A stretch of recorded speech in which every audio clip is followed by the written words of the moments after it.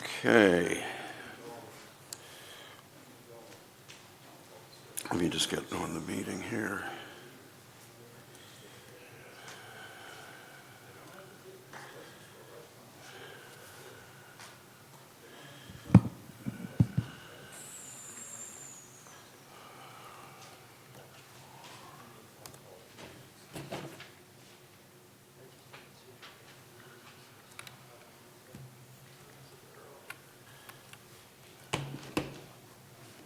Recording in progress.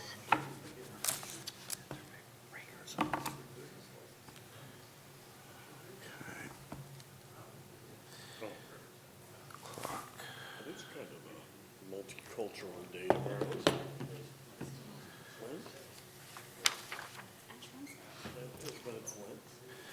All right.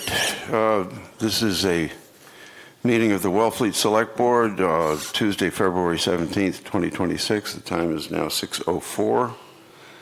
And as customary, we will start with announcements and public comments. Public comments are limited to no more than 3 minutes per speaker.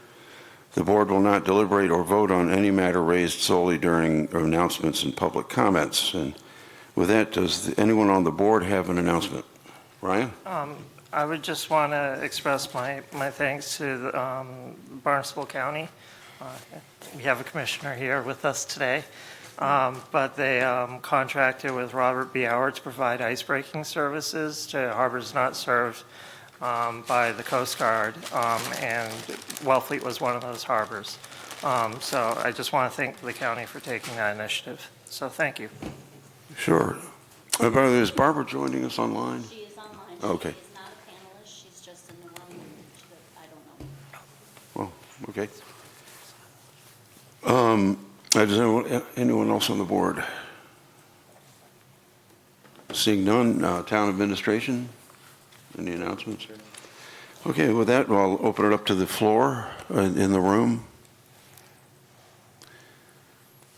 Seeing none, going once, going twice. Anybody online? Judah Hearn has her hand up. Okay, Jude, you go ahead and unmute. Hello, can you hear me? Yes. Thank you, Chair. Judah Hearn, I live in South Wellfleet.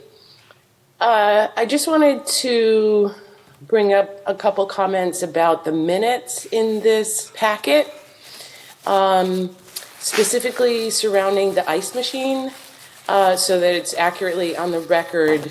I know I don't approve minutes, and I've said this many times before, and you guys still just unanimously vote them without any amendment. So for the record, on the 20th of January, Mr. Bugby said it would be finished by this summer, and he also mentioned a DCAM waiver, and the way that it is presented in the minutes is just that John Bugby spoke of the progress of the ice machine.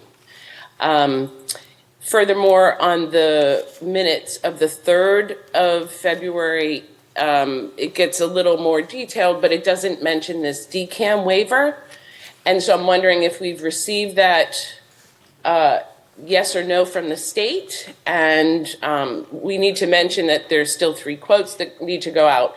Anyway, we really need to get this on record, because when you put this all together, you just see how this is so mismanaged. So I want to hold people accountable to what they say. Also, later we're going to be talking about the marina, and I just want somebody to comment on the finances and the books there, because on the 5th of January, the harbor master was saying what a mess it was. And so I'm just hoping that that mess has been sorted out, or somebody can speak to that. And most importantly, the budget. I feel that the select board has been really casual about our budget, and I'm not happy with that. Any communication you've had with our TA has been not public. It seems like Mr. Guarino keeps asking for a meeting, and you've never had one. And the meeting last Monday was misposted. You couldn't speak, not that you would have, because no one asked any questions except Josh. Thank you, Josh. There are just so many problems with the way it's been presented. As the chair of FinCom commented at that meeting, And I just found it shocking that the only thing that you guys could say was to fawn over town staff for giving the public a really subpar product. It was full of mistakes. It doesn't list the salaries individually. We have asked for this months ago, and it's still not up there. And we're going to be asked at town meeting for an override for staff, and I don't see any opportunity for the public to comment on staff, who's doing what, where our planner 15 is. seconds. Okay, where our planner is, and her new staff member that's making 70 grand. We don't see them in any of these meetings that are all about plans. So I'd like an opportunity for the public who's paying these people to get a sense of who they are, what their job descriptions are, how much they're making. Okay, we're past the 3-minute how much mark. it's costing us. We are past Okay, the 3-minute mark. Yeah, and you cut off the chair of FinCom too for the same reason. It's very rude. Well, we're going to cut you off if you keep going. Yeah, go ahead. Rebecca?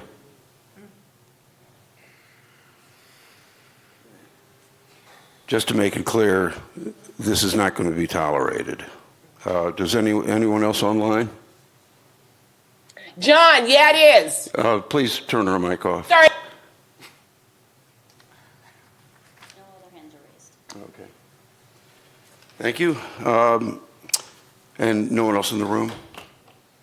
Okay, then we'll move on to the consent agenda. Does anyone on the board wish to remove any items from the consent agenda? The consent agenda consists of to approve the short-term rental tax insert for the spring tax bill and renewal of common victualler licenses for PJ's, Bob's Sub and Cone, and the Wellfleet Motel.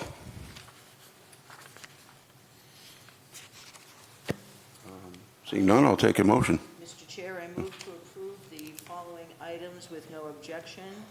The approval of the short-term rental tax insert for spring tax bill, the renewal of common victualler licenses for PJ's, Bob's Southern Cone, and Wellfleet Motel. Second. Okay, roll call vote. Ryan, aye. Barbara, aye. Sheila, aye. Josh, aye. And John, aye. Hi, Barbara. Hello, Barbara. Okay, Hi, everybody. that passes 5-0. Moving on to public hearings. Requested by the New Fleet Corp. Doing business as Hog Island Surf and Beer Yard to approve the change of management application for the annual alcohol license. And I now open the, formally open the public hearing on this item. Who wishes to speak to that? Oh, here we go. Hi. My name is Rich Simone. I'm here as a representative for New Fleet Corp., and we've submitted all the documentation for Earl Kendall to be the new manager as we're changing operations at the location. And just here if there are any questions. We've got a new common victualers license. We've got all the applications have been submitted. We've submitted for a new DBA, and we are going to be, Oh, ouch. Seabird Cantina will be the new DBA. What's it called? Seabird Cantina. Okay, does anyone on the board have any questions? I like the sign. I like Yeah. to say, Thank you. Hopefully it'll do well. yes, and hopefully it will. And as this is a public hearing, does anyone in the room have any questions or comments? Seeing none, do we have any online, Rebecca? No. Okay, then in that case, I'm ready for a motion. Mr. Chair, I move to approve the change of manager application for the New Fleet Corp. DBA Hog Island Surf and Beer Lodge from the current manager, Michael McNamara, to Earl Kendall for the annual all alcohol license. Second. Roll call vote. Ryan, aye. Barbara, aye. Sheila, aye. Josh, aye. John, aye.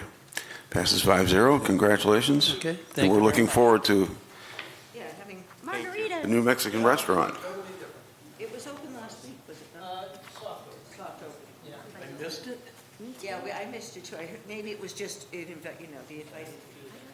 There'll be a couple more soft openings before they open up. Yes. I get that. Thank you. Now we're on to item A, use of town property. Carl Mackey, Sweet Sauna, Cape Cod, to approve the mobile sauna to be parked on McGuire Landing or LeCount Hollow to provide public access to a sauna. Who do we have to speak to that? Oh, okay. You can come to. You can come up to the table. Do you have your laptop for your slideshow? We do. So I just joined to the meeting, and Rebecca had said I could either share the screen or I can just plug in Yep. via Who are HD. you on under here? It would be Eliza Morrison. Okay. I'm going to move you to panelist, and then you'll be able to share your screen. Sounds great, thank you. You can come to the table.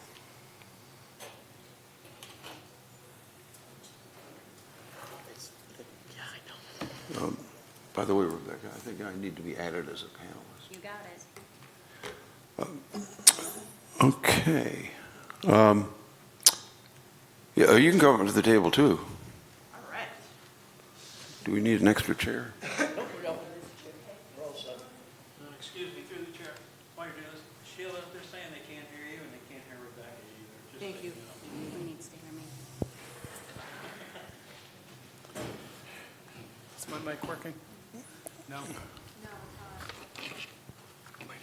Don't push it. Don't press anything. Okay. Just talk close to the mic. Get real close, they're not. Can you hear? Can you Oh, hear? okay, there we go.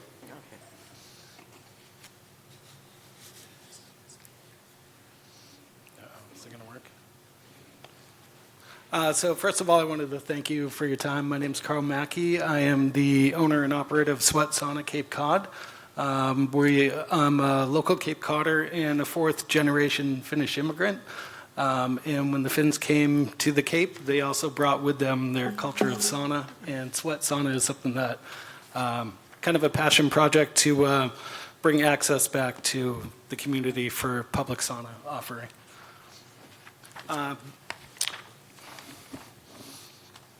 So the photo up there is our mobile sauna unit. It's a 12-foot cedar barrel that holds 10 people. It's on a trailer. Can we go to the next one?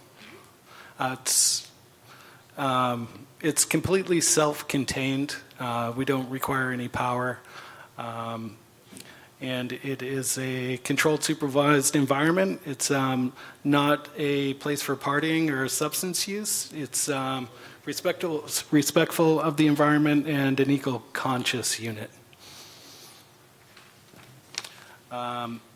These discuss some of the benefits of sauna, such as faster healing, recovery of reduced swelling and inflammation, cardiovascular benefits, pain, recovery, and immune support and detox. Part of our sauna process is what's called the Nordic cycle, which is going into the heat and then going into the cold water. And it's a traditional healing practice. We think that sauna culture builds community and reduces isolation by creating space for self-care, honest conversation, and human connection away from screens, which reminds us that wellness is something we experience together. And our goal is to bring Sweat Sauna to McGuire Landing a couple Saturdays a month so people have an opportunity to have a sober space to connect. Now we can skip. And we can skip over that. I guess, does anyone have any questions? So does anyone on the board have questions for the presenter? Ryan? Where else are you in operation? Right now, we primarily rent to the private market space. We deliver this unit for 24 hours directly to people's residence. So we don't have any public access right now. Sheila? So recently we had a couple of people here. We had a artist who wanted to sell out of their van at the beach, and there was somebody else. We have one food truck at Newcomb Hollow. But really, the problem is parking Yep. and space, electricity, and failing especially at LeCount, we're having failing systems. Yeah. Through the So, chair, to me, I just think those are, the only thing I wanted to bring up, Sheila, is the proposed dates end in April. It's February to April. it's February Took my to thunder, April. Mr. Carino.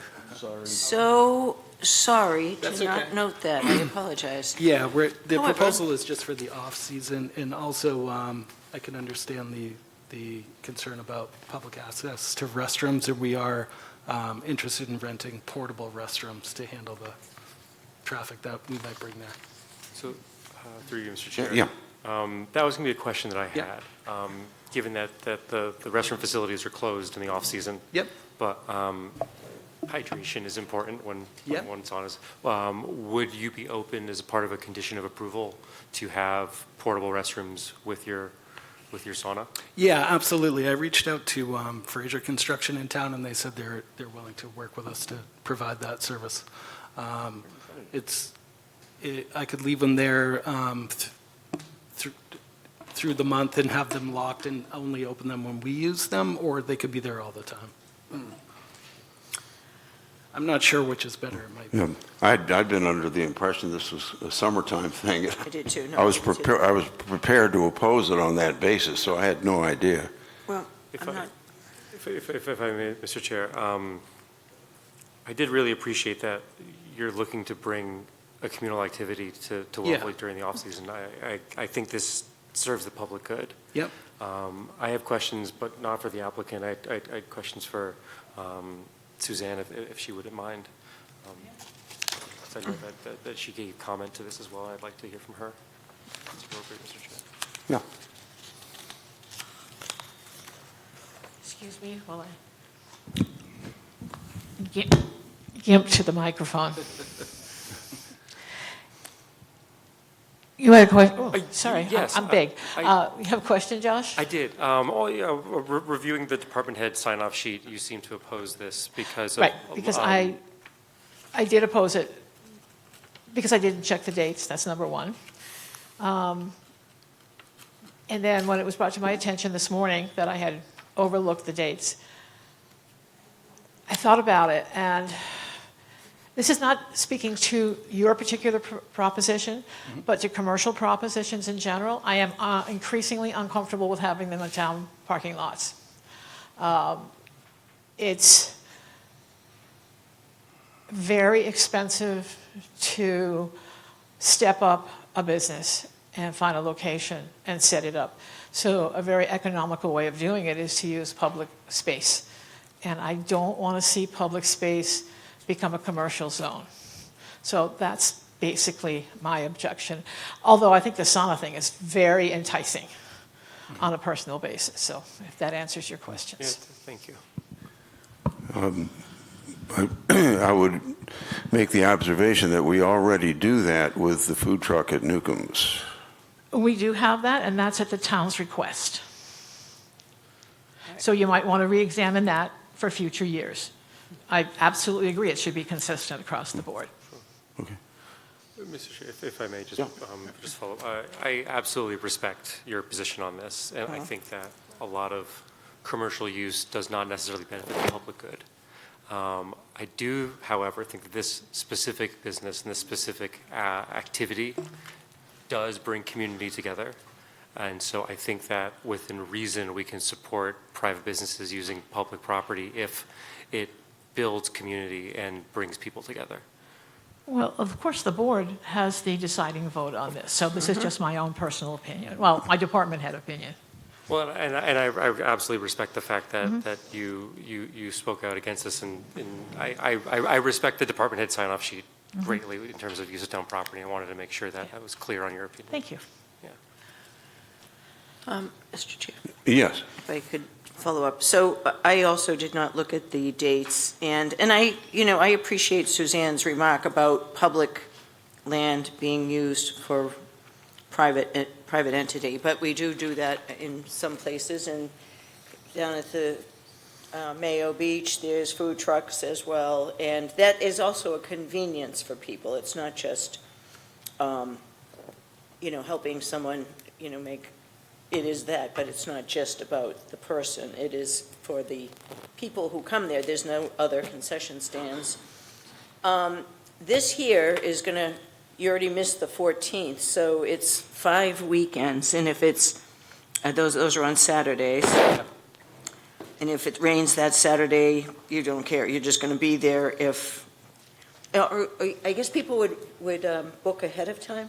Yeah, I envision people to be able to book ahead of time online. Okay, so you'd have an idea of what the day was going to look like. Yeah, I can't really think of weather canceling events except for major snowstorms. Right. Electricity? No power is required, it's wood-fired. Oh, good. Okay. Another question, Mr. Chair. Yeah. Do you plan on bringing the sauna and removing the sauna Yeah. daily? Okay, great. Yeah. So it won't be stored on town property? No, it'll just be used set during up in the morning and taken away at night. But Ju- Go ahead.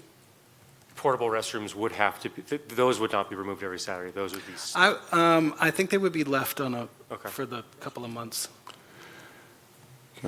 Just a point that could be problematic given the weather that takes place. Yeah. They may not be there when you come back. Yeah, well, it's just, I mean, I don't think anybody's going to steal it, but it's Well, I think not that, just, so that's an odd, how would you work that out? I mean, you'd be paying for that. Yeah. Um, And my idea is to try these dates on a trial basis and Yeah. get some feedback after. And this is definitely an off-season market for me, so it's not something, I'm not looking to expand into summer months. Personally, I don't have a problem with this. I mean, if you want to give it a try, who knows what will happen? Now, that doesn't mean I'm going to be in favor of it next year.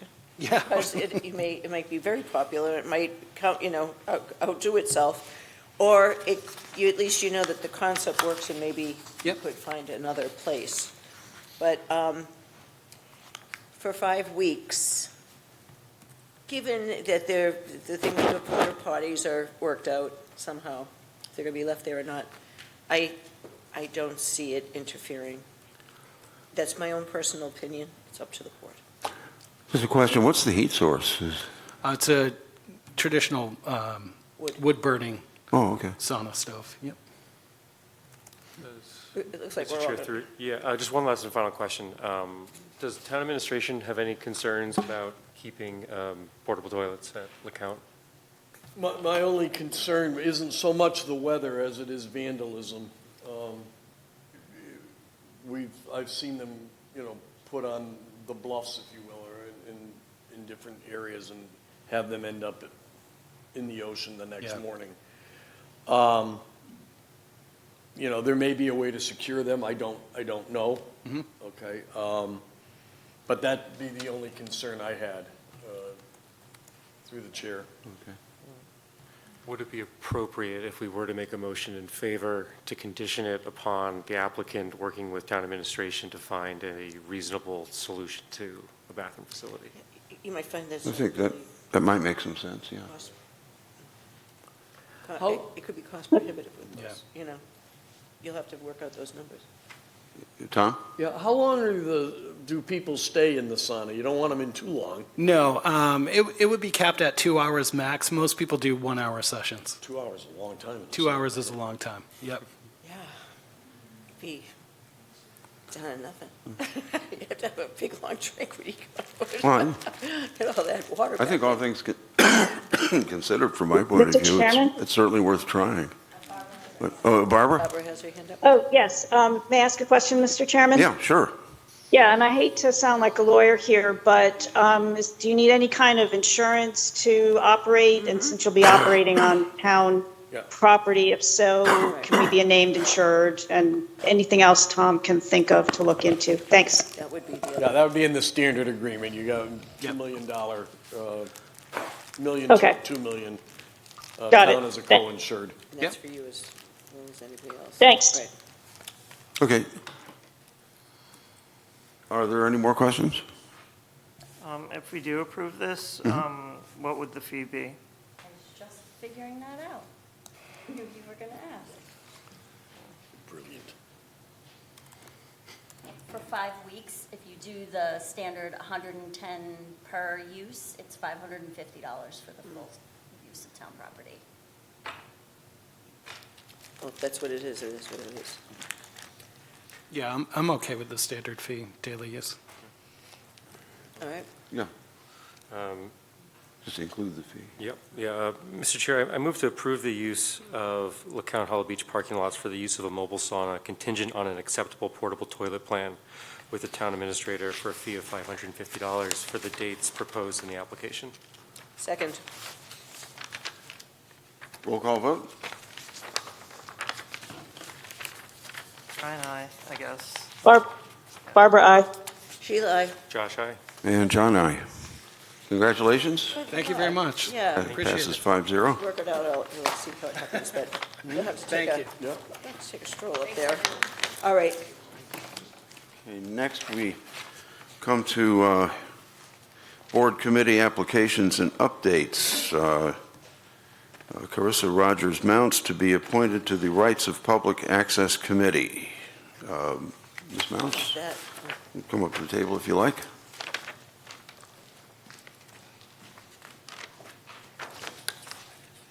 hi, Carissa. How are you? Good, how are you? Good.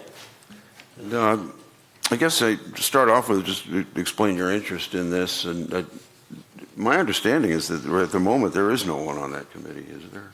Right. When I guess I first started looking into it more when the National Seashore, you guys started doing so many land stops at the National Seashore, and I became concerned for the shell fishermen that they were going to lose some of their access. So you found this committee? Yeah. So That doesn't I really started. exist anymore. Well, there was one person on the committee. Yeah. And that's when I was like, oh, well, there needs to be more people, because then I realized you couldn't have a quorum if there was just one person. Right. I'm not sure what a quorum Who would is be. that person? That was back in October or September. And her term was up 2 years ago. Yeah. So she's still listed, but she is not on the board. I see. The term is 3 years, and I think the board member is 5 members. It is. So a quorum would be 3. Barbara actually served on it at one point, so, yeah. To me, it does serve an important reason. You know, the access ways to the water is always complicated, and sometimes one gets blocked, which creates an issue, or other ones could be, the access is less than ideal for one reason or the other. If you can find enough people to form a quorum, it would definitely be something I would be highly appreciative of.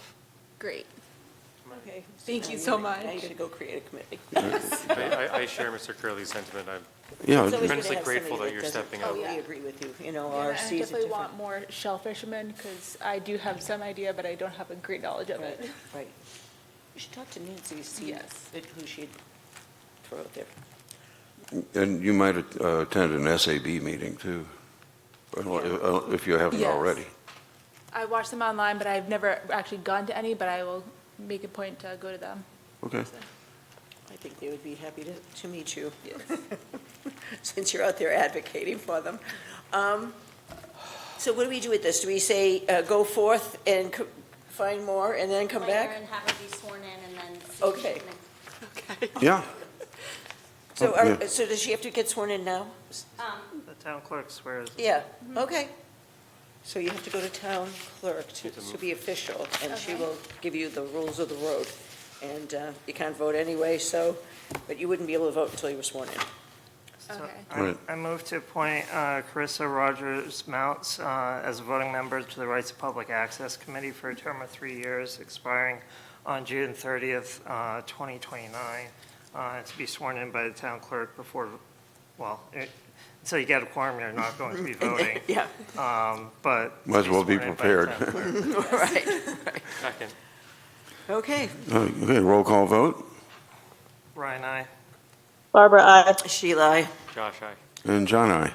Good luck. Thank Well, you. Thank you so much for stepping Good, up. good luck, and with the energy you're displaying, I don't think it'll be too long before you find some people. If we think of I anybody, hope we'll we'll get forward very it on. Okay. Thank you. Thank you. Okay, so moving on, That's good. To business item A, disclosure by non-elected municipal employee of financial interest as determined by appointing authority. Kevin Coakley. Rebecca? Come on up to the table.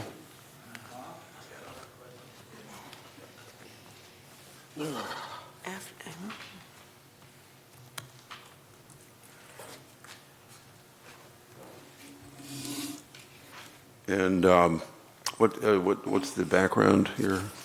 Well, you see two applications. One application was for last year, and I submitted another one for this year. When I called the State Ethics Board, they said that they wanted it to include annually in it so that I don't have to come in front of the board every year.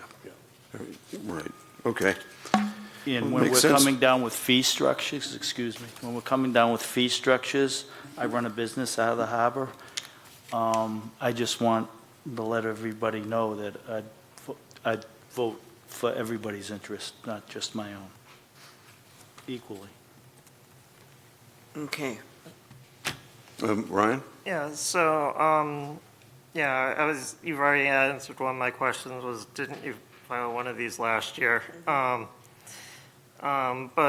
when I was looking at this over the weekend, I was also thinking that, most of the members of the Marine Advisory Committee have financial interest of some form and shape, and they would be wise to file similar disclosures. So, Mr. Chair? Yes. First, I want to thank you for doing this. I think it shows a tremendous amount of integrity. I've seen you deliberate on the Marine Advisory Committee. I think you advocate for your position and others equally. I think you serve the town and the town's best interest. And so I very much appreciate you bringing this to our attention, but I would be in favor of accepting the findings. I can think of no reason why not. Barbara, are you on? Oh, I'm still here. I'm Okay. listening. All right, unless there are more questions, I'm ready to take a motion. Mr. Chair, I move as appointing officials as required by Massachusetts General Law, Chapter 268A, Section 19, that we have reviewed this particular matter and the financial interest identified above by Kevin Coakley is not so substantial as to be deemed likely to affect the integrity of the services which he as a Marina Advisory Committee member may expect from him on an annual basis. Second. Second. Roll call vote. Ryan, aye. Barbara, aye. Sheila, aye. Josh, aye. And John, aye. There. Thank We you. don't have, we Hey, don't have to thanks, see you Kevin. next Thank year. you. Appreciate it. Okay,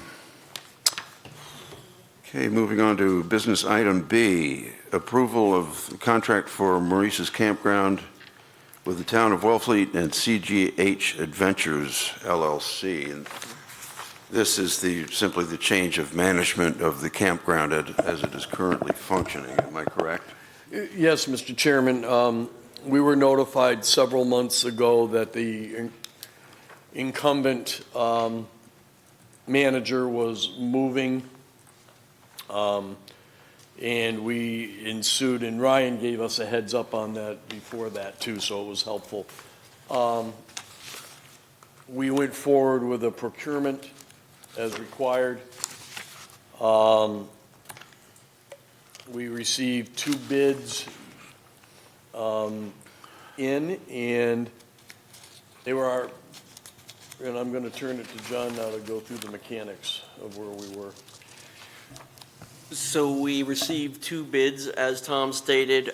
We had an evaluation team of a member of the DPW, our town planner, myself. I'm missing one person. I'm sorry, and there was one other staff member involved. We conducted a series of interviews. Both companies came forward. They did great. They were highly cooperative. They provided all the information we asked for. We opened up the pricing, and in the end, the company that we chose to move forward with is a local group who's been involved with the campground for a long time. a lot of Outer Cape knowledge. They understand the community, and that was a large part of what drove the desire to have this company and this group who is here tonight be chosen to be awarded the 3-year contract. And again, it's the same contract that the previous operator worked under, just different company, different approach. Hopefully we'll build on some of the improvements that have been already made and make it an even better operation. But that's what's before you tonight. Is the petitioner here? I'm sorry? So you are here, okay. You're welcome to come to the table if you want. Yep.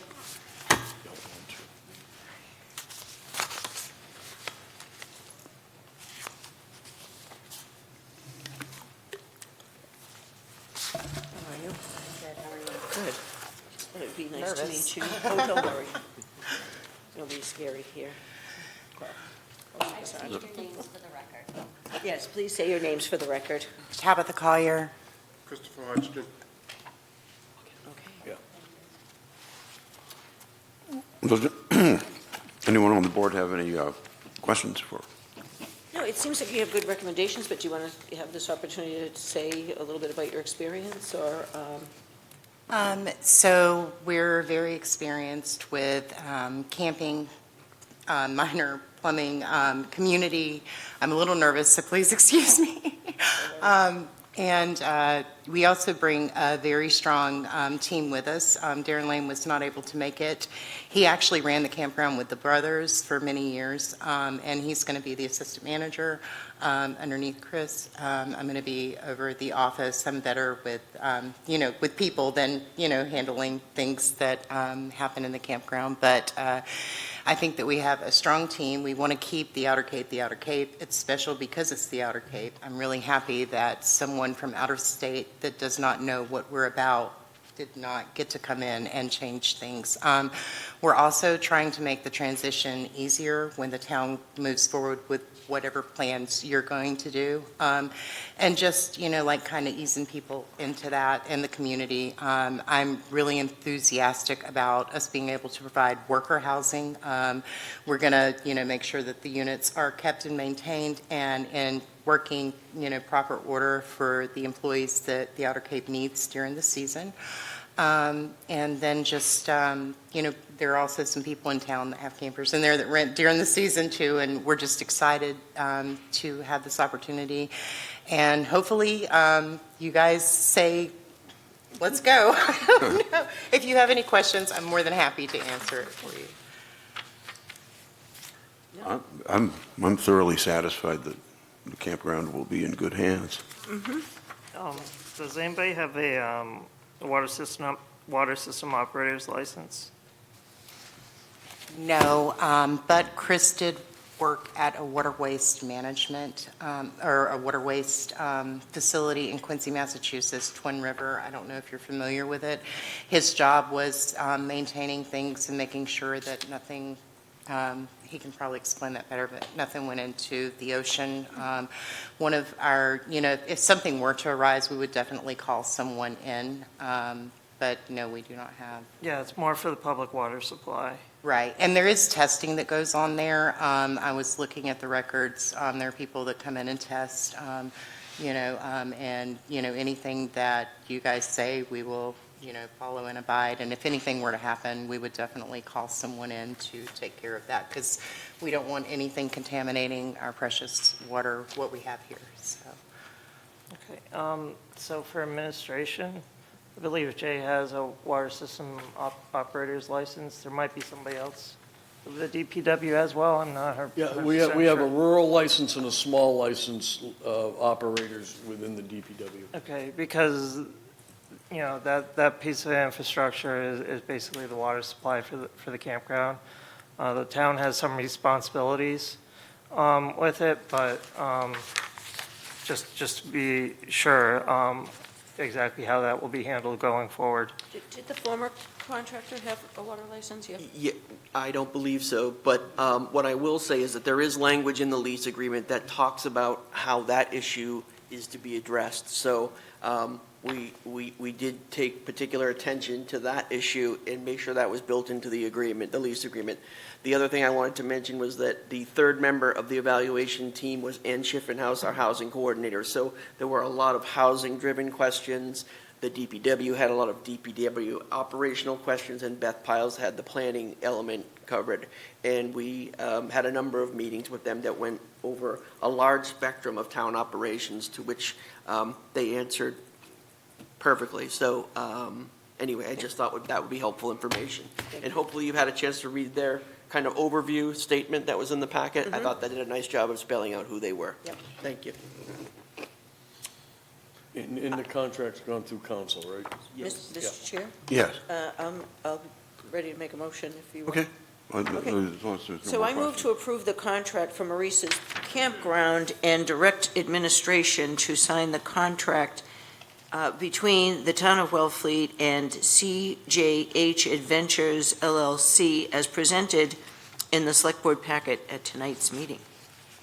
Second. Second. Roll call vote. Ryan, aye. Barbara, aye. We're not taking public comment on this. No. No. Did you vote? Aye. Josh, aye. John, aye. Okay. Passes 5-0. Congratulations. Good luck. Thank you. Thank you. We won't let you down. Okay, we believe you. We'll be watching. He might have a question. Okay. Okay, moving on.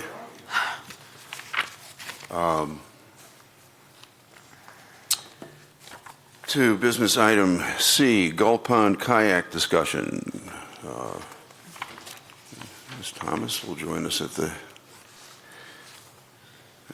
forum, the podium, so to speak.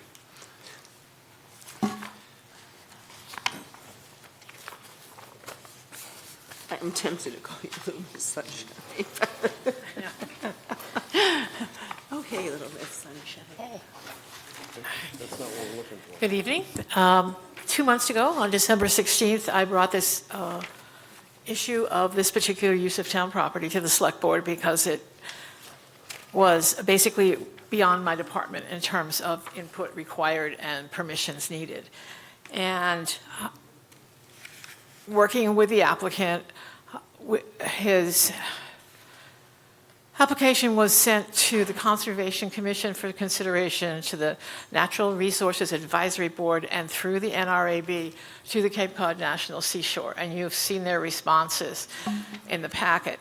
There are two proposals from Jack's Boat Rentals. One is the initial one from November, and one is the updated one based on the input from the boards and committees. So I'm here tonight to see if indeed the board wants to go forward with this or not go forward with it, because if you do, it requires procurement for town-owned, municipally owned property, and it has to be advertised for at least 30 days in the appropriate places and accept bids for the person who will be the succeeding bidder to do this summer. Okay, now, having myself had some conversations about this, the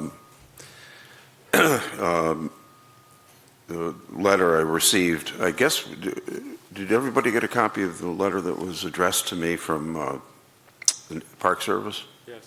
Yes. Okay, you It all was got in your that, packet, okay. I believe, yes. Yeah. And having, perused the NRAB's views on this and spoken with Herb Gestalter from the NRAB, my feeling is, just speaking for myself, that people can still rent boats from this vendor and bring them themselves to the pond, is my understanding. That and the use of boats that are already on the pond presents enough of a challenge to monitor the effect it has, for instance, at the sluiceway when people pull boats up on the shore and so forth. Going back quite some time, my mother used to volunteer as a volunteer for the Park Service to monitor exactly that kind of thing, and we could use more people doing that, actually. I don't know if anyone's done that since she, It hasn't been done for about 20 years. The Park Service discontinued it at one point because of lack of staff and funding on their part. But it was very useful. A lot of good feelings were engendered by that program because information was transmitted and explanations of why certain activities were detrimental and not allowed, as opposed to just signs and people being abrupt and cross. It was a really good public relations and environmental program. yeah, my feeling is that if we were to allow this, it would substantially increase the amount of boat traffic and consequently the negative effect on areas such as the sluiceway and other very delicate areas. So I'm inclined to oppose it myself. Is Mr. Schiller on tonight? Mr. Schiller from Jack's Boat Rental is on. If you have any Mike has his hand up, and so does Barbara. particular questions for him tonight from the board. Who has their hand up? Barbara and Mike Schiller. Okay, Barbara? Oh, thank you, Mr. Chairman. I am very much in favor of this proposal with the conditions recommended by the Park Service and by our own staff. Right now, you can only, enjoy this activity if you either own your own vessel and are able-bodied. And I think there are plenty of people who might enjoy this recreational opportunity who don't have access to it now that could be served by this proposal. So with the conditions proposed, I'm in support. Thank you. Thank you. I think Mr. Schiller has his hand up. Mr. Schiller? Yes, good evening. Yeah, we can hear you. Can you hear me? Yep. Great. I guess one comment, which is, I unfortunately never got to see what the NRAB and or the Park Service had submitted. So you guys are a little bit, have some information that I don't have, so I don't necessarily know what the conditions are that they might have requested. I had asked to see it, but can we put those up on the screen? Sure, they're also in the packet online. Yeah, it's in the packet tonight for anybody who's interested in looking at it. Yeah, if you go to the agenda on the, Mr. Schiller, if you have access to the packet online, it'll be in there. Otherwise, we can have Rebecca put it up on the screen. okay. Actually, yeah, I just got back, so I hadn't downloaded this packet yet. But yes, I see it there. I can read it.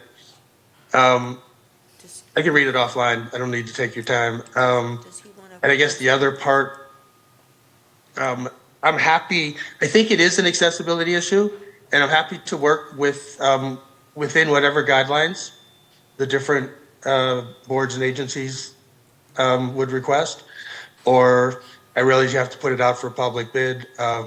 Certainly, my proposal in response to that would want to work within whatever guidelines or restrictions make sense. I think what we're trying to do is be good stewards of that property, create accessibility, and you'll see in my recent proposal, right, we're offering to do a good bit of public service in terms of managing the shoreline, in terms of managing how people use the pond, doing some policing of the grounds, and per your most recent comment, if it makes sense to try to help police or at least provide guidance for how people interact with the sluiceway, we'd be happy to do that.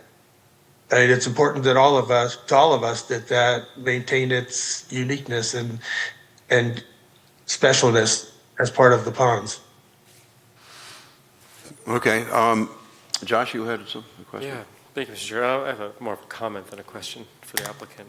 I read the letters from the Park Service and from the NRAB, And I suppose what I'm having trouble squaring is that we allow private boats to be kept in the town's boat racks. And there's nothing prohibiting an individual that has a vehicle with a boat rack to then bring it to Gull Pond. And so we already allow this behavior. I'm not sure that just allowing someone to rent a boat for a much cheaper fee than to buy one and then to maintain it year-round is going to make any bit of difference. I think if the town doesn't want a boat in Gull Pond because of the environmental risks that are associated with it, then we need to ban boats at Gull Pond. But I don't think anyone wants to do that. So I'm not entirely sure why this specific enterprise is elevating the risk of the environmental degradation. So I'm in favor of allowing an individual to rent a boat for 2, 3, 4 hours, whatever it may be, if we allow an owner of a boat to spend an unlimited amount of time with their vessel in the same body of water. So that's my position here. Is I'm really not sure where we as a board have the right to draw a line. And so in my opinion, it's either everyone should be allowed to recreate with a boat on Gull Pond, or no one should. Well, currently, it's not restricted to people that own boats, because people can go to Jack's, for instance, and rent a kayak or a canoe and bring it over to the pond if they have the capability of doing so. Right, but they would still need the capability of doing that, which is just an increased expense of various gear, or they would require them to deliver the boat there, which in and of effect is the same thing as just having boats there to rent. Unless I'm not seeing something, but to me, I'm having a hard time just understanding where this line is being drawn. So the boats that are, so the people who use, that don't live there and have boats, there is a wreck. So they're not just laying there. No, I understand. I know you do, but, so this was a service that was allowed for a long time, and then it was decided not to by this board, and that's a hard decision to make. I don't know why we keep revisiting very hard decisions. And if you want to talk about maybe what brought us to the point where we said, this is not working for the ponds, we've got to stop this. We need to be on the mic. If there was, in the past, the arguments, I would imagine, was that this was not a good thing for, over time, it was showing damage to the area, and some of that is sort of spelled out from the National Seashore and the concerns of the Natural Resource Committee and others. So, I just like the previous person that was here trying to do a private business, I'm not against that, and I try to help in that area wherever we can. But this is a resource that's really something we're supposed to be protecting for future generations. And I know that sounds out there, but the fact is, the people who live there keep their boats there, bringing it from outside places. You're not always sure, are they sanitary enough to be in there? And then if people come out of the water and they pull the boat up somewhere, there can be unintended damage then that this applicant would be held responsible for. I just feel like we go back over these decisions once they've been made, and there were sound reasons to do it the first time, and now we're second-guessing that sound reason. And so I would say no. I don't like having to say no, but I would err on the side of caution. And that's my opinion. There's a whole 4 of you. Ryan? I agree with Josh and Barbara. It's not a huge number of kayaks that we're talking about, or canoes. If they're in a corral, it's more a controlled situation than delivery and drop-offs. And people that own houses on these ponds store their boats basically often in the buffer zones. So, I don't necessarily see how this would endanger more potential impacts than what is already currently occurring. You know, the one thing that is always necessary for the protection of health of particularly inland water bodies is basically public awareness of them. And if people have an opportunity to, you know, kayak them or canoe them, they have a much different perspective on those bodies and why, you know, we might be spending funds on different things to help ensure that they remain protected. And not just, you know, a preserve of those of greater means. So I'd be, you know, I'm still supportive of the application. And I would also note that the Park Service in their letter recommended some fairly minor modifications, such as hours of operations and things of that nature and education.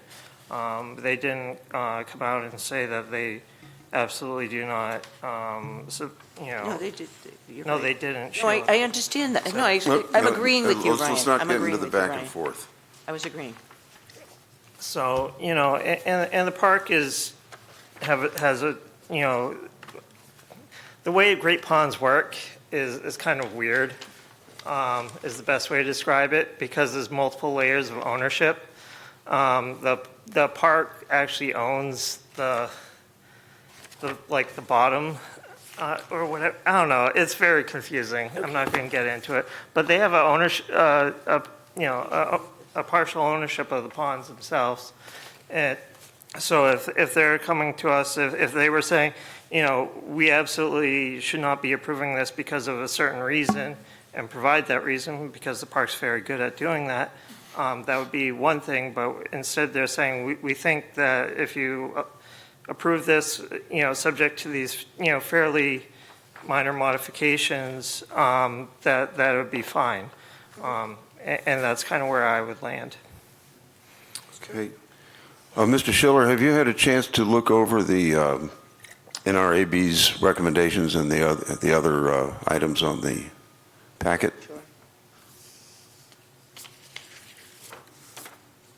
Can you hear me again? Yeah. Yep. Okay. I just downloaded the packet. I was choosing to listen to the conversation.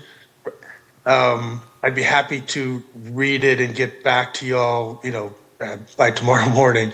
I did want to, I can't imagine there'd be some guidelines or suggestions that I wouldn't agree with.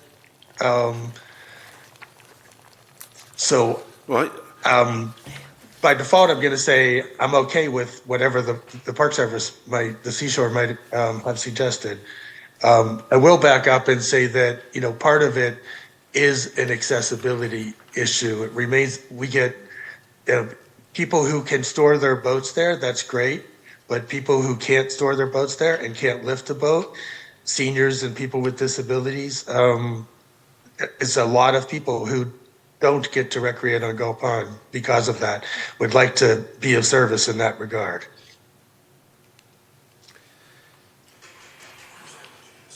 Okay. That's all I had. All right, yeah, at the risk of drawing things out too long, I was going to say that I'm prepared to read these to you, but I think that would, you know, stretch the meeting out to a unacceptable length. I'm wondering if we should put this off to. No, I think you Well, could. I would recommend. We don't have time to advertise. Could I also ask another question? So if we say, yes, did you say that there was another process he has to go through now? Like, as he put no- Not the applicant, the idea has to go through a procurement process. Okay. It has to be advertised for a minimum of 30 days in the appropriate places for a lease of town-owned property. So it's analogous to the front parking lot at Cahoon Hollow that the Beachcomber has now under lease and has had for the past 7 years. So that's the current, that's our So that's predicator. transferred over to this entity here. Mr. Chair, I have a recommendation to move this conversation forward without making a decision tonight. I think it would be appropriate to ask town administration to put together what the bid and set of order of conditions would look like for the board to deliberate, for us to put this on the website, to get everyone's input on it, and then we could have a full discussion with the conditions that would be applied to whoever wins the bid, if a bid were to go out. I think speaking in the abstract is a snake eating its own tail. We could go on for days talking about Yeah. this, but I think if we had something concrete to react to, I think we could, as a board, decide whether this was the best interest of the town or not. So, Mr. Chairman, could I, Yeah. and Josh, if you were finished, I don't mean to interrupt. It's hard for me since I'm away. All set. So, Mr. Chairman, I guess I respect Josh's remarks from earlier. I'm not sure we need to do that and to ask admin to do this now. I think the request from Suzanne was for the department, for her department to get a sense of whether this is something the select board could support. And it seems that a majority, 3-2 majority, agrees that this is something that we could support and simply direct admin to conduct the procurement. I think, to me, that's the next step. So respectfully, that would be my counter proposal. Thank you. And I would also urge the applicant and anyone else who decides to bid on this to peruse what the NRAB and the park has provided by way of guidelines and decide if these are things that they are comfortable with, and then bring that into the mix too, since we don't have to make a decision tonight. Sheila? Can you still hear me? Yes. Sorry, it's hard to tell from here if my mic is on all the time.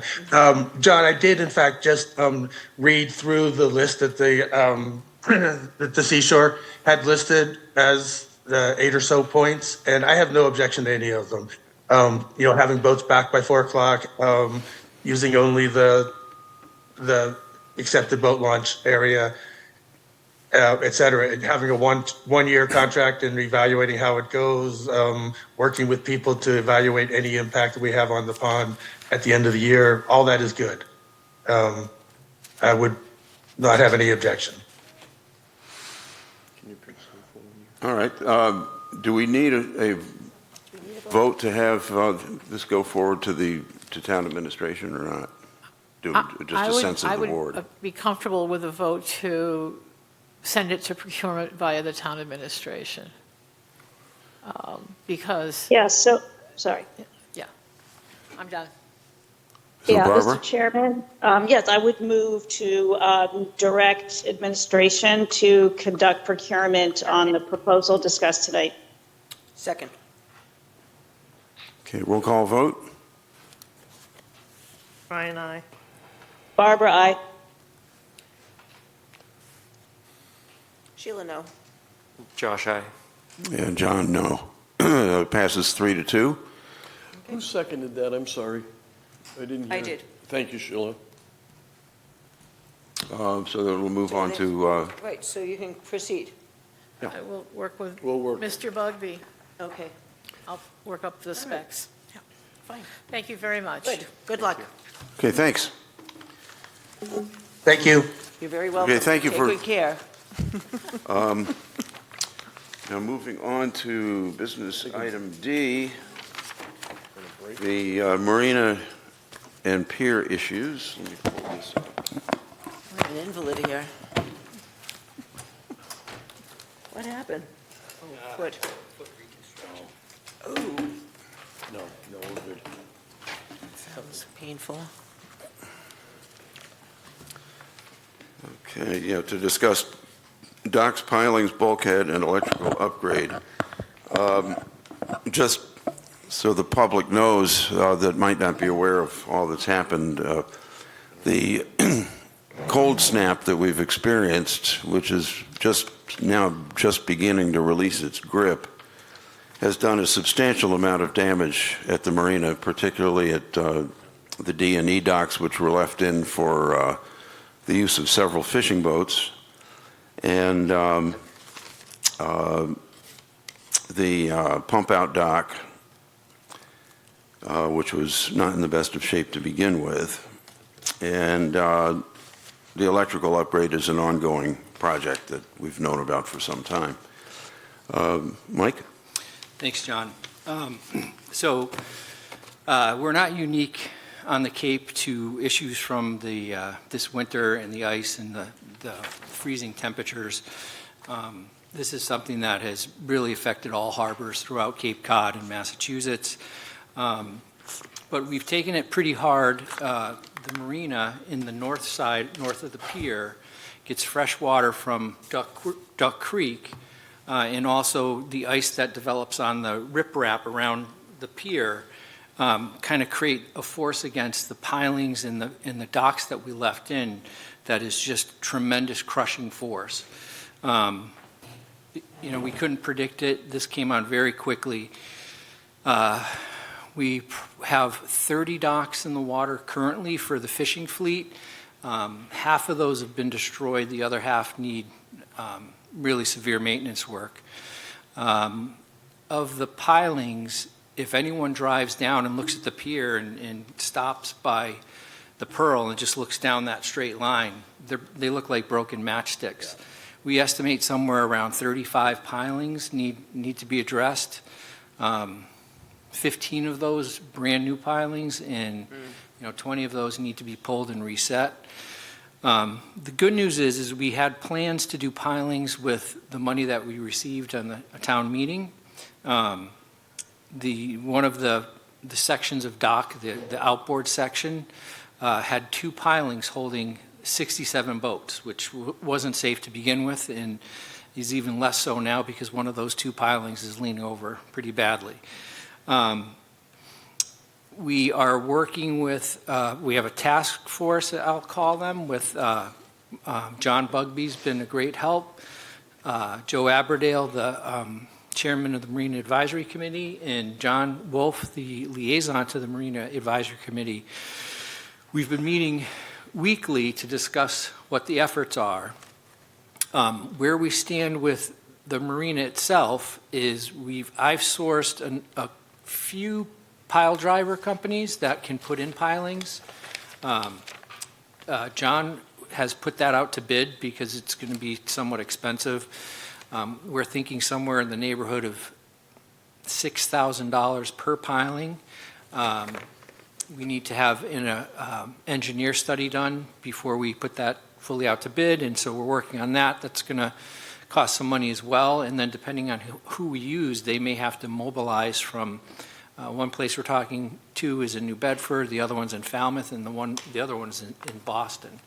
So depending on who gets the bid, they'll have to mobilize. So those are the pilings. The docks, we're never going to be able to build in time. We don't have the resources. We just don't have the time to do it. So we've sourced out a number of different dock building firms. We found one in particular that doesn't cost much more than what we pay to build them ourselves, including labor. And so John and I have been talking about it right up until this meeting started on going out to bid for roughly 15 docks, and then we can build the rest of them. And so if I'm forgetting anything on the pilings and the docks, just feel free to ask. I do want to echo Ryan. The Barnstable County was great in helping out with getting Robert B. Auer a tugboat out there. I worked with Jeff Weecall from the U.S. Coast Guard out in P-Town, and I was trying to get an ice cutter here from the Coast Guard, and they were all on the ocean side. One of them had engine troubles, and so the county stepped up and got us a tug that did, I believe, Barnstable Harbor, Sosua, and then Wellfleet. They did, I think, Saturday afternoon and finished Sunday morning. So it looks better off there, and some of the stress is being taken off of the infrastructure for now, and hopefully if we continue a warming spell, we might be in the clear. Electric, I don't know, maybe John may want to pipe up on this. We've got a bid out for the electric. We've been working with the engineer that did the report for us to ensure that we have all the bid specs correct. They've been very good at helping us as well, and so we're kind of just waiting on that one, but it is moving pretty quickly. I don't know if, John, you want to pipe in? Go ahead, John. The only thing I would add is that these projects are being driven by the accelerated process of deteriorating infrastructure, meaning the marina was on kind of a slippery slope where it's kind of been like, patchwork approach to problem solving. And that's nothing new. It's just the state of affairs. The culmination of this recent ice and the problems it's brought with it has accelerated those problems to the point where now we are submitting projects to be put out to bid while at the same time on parallel paths finding the engineering work needed to go with it. That's not how you generally do projects. You would want to spend time doing the engineering, and then when the engineering piece, go out to bid. We just don't have that time, because if you are to wait for that engineering piece, the deterioration gets worse, the project gets more expensive, and we're trying to limit that cost. So, just to jump in on that, it also extends the time where you're going to be able to open. Right. So it's kind of a little backwards, but it is the best process we've got right now. Know that when we open the bids and when people look at the bid specs, they will have a full set of spec. They're not going to be bidding on just the advertisement. They'll have a full engineered set of plans to bid. Yeah, Tom was right. There's challenges to getting the place open by May 1st. We're doing our best to get it done. We're working hard. Unfortunately, we're coming up at the harbor where staff are starting to have some vacations, so we're going to be down some manpower. But we're literally working overtime trying to put the place back together. The last item, I believe, was the bulkhead. Folks may remember the big hole in the parking lot last year. Well, what had happened was the tie rods that hold the bulkhead back, the nuts on those tie rods rusted out because of the marine environment and basically popped off. And so last year, the bulkhead moved about a foot and a half, if you stand along and look at it towards the south, towards the L pier. And so what we did is we dug it out, we ordered new tie rods, we got them galvanized, we got them threaded, we had the help of the DPW, we hired a welder, welded them all in, coated them all, to hopefully mitigate the rust underground, and we tightened them all up and they were all good to go. Well, over the fall, I took a boat ride and I was taking a look at the tie rods, and lo and behold, about another 10 nuts are gone. And now if you look at the bulkhead from standing on it, you'll see last year where it cracked, and you'll see this year where it's bowing out pretty badly. Underneath the snow, there are cracks in the pavement that the water's just getting in there and accelerating the whole process. So we're working with another engineer to do an engineering study of it. Unfortunately, with the snow on the ground and the ice in the harbor, that's been a little bit delayed, but we should be able to get that person in here and take a look at everything. And then when we get a study back, we're hoping that the DPW can help us again, dig the hole. We'll order the tie rods, get them galvanized, install them, get them welded, and secure everything down. Unfortunately, we may want to write this date down because I think this is going to be a year-over-year issue. We can repair the broken ones we have now. They're just going to keep failing. Through the chair? Yeah. How many are there? If you do these 15, how many more are there? There's, I believe, 35 in total. I can get out and count them. Pilings? No, Or tie rods? Through you, Mr. Chair. How many did we repair last season? I believe 5 or 5 6. or 6, yeah. And those are holding? Yes, theirs look great. So what's failing is we're just cascading down? Yeah. Okay, understood. We're doing little bits of fix as opposed to the whole thing. Yeah, it seems, and I'm not an engineer, so I don't know, but if you're fixing one end, it's putting pressure on the other end as you're pulling it. So, there may be some of that going on. For every action, there's an equal and opposite reaction type thing. Get a price for all 30, for all of them. Yeah. And we'll see if we can do it. I will talk finances in a few minutes, but. Yeah. Through you, Mr. Chair. Going back to the docks, I was speaking to a few individuals trying to get up to speed on the situation. My understanding was a number of years ago, we had some sort of concrete docks that were intentionally created so that we would leave those in during the winter. Yep. Are we exploring that for some of these replacements? We have, it's about $100 per square foot, and right now, we would look at about 40,000 square feet, and that probably, I don't think that would cover, I think that would cover half of what we have in, if I recall correctly. So it's very, very expensive.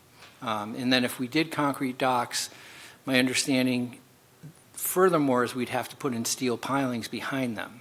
So it's an extraordinary expense. One we would love to do, we'd love to support the fleet and have something in that we could leave in and be, feel secure that they're in there during an ice event, but we would need a lot of money to accomplish that. I'm trying to do quick math in my head. Better question. When was the last time the harbor iced over to the extent that docks were pulverized like they were recently? I want to say it was, John may remember, back in the early... 2015 is Okay. the last. 14, Was the 15 big one. summer, winter, it's terrible. We had the icebergs. Yeah. Okay, so 10 years. And I frankly don't recall what the extent of the damage was at the time. I don't either. There was a lot of damage across the Cape because they'd float and storms. Yeah, that was An awful storm. Was, But my understanding from the task force meetings is that replacing the D&E docks, when he mentions 30 floats, or 30 docks, it's actually 30 floats that make up D&E dock. And a little bit of C. I think there's a couple of C docks in there. Okay, and the expense of doing that with concrete floats would be about 3 times what it would cost with wooden floats. With wooden floats, and correct me if I'm wrong, but we did agree with a group of fishermen that keep their boats in, that we would keep those floats in for them. That's a chance that just, in my own opinion, we can't afford to keep taking. Unless we're willing to foot the expense of concrete docks, we can't play with the dice the way that we did this time around.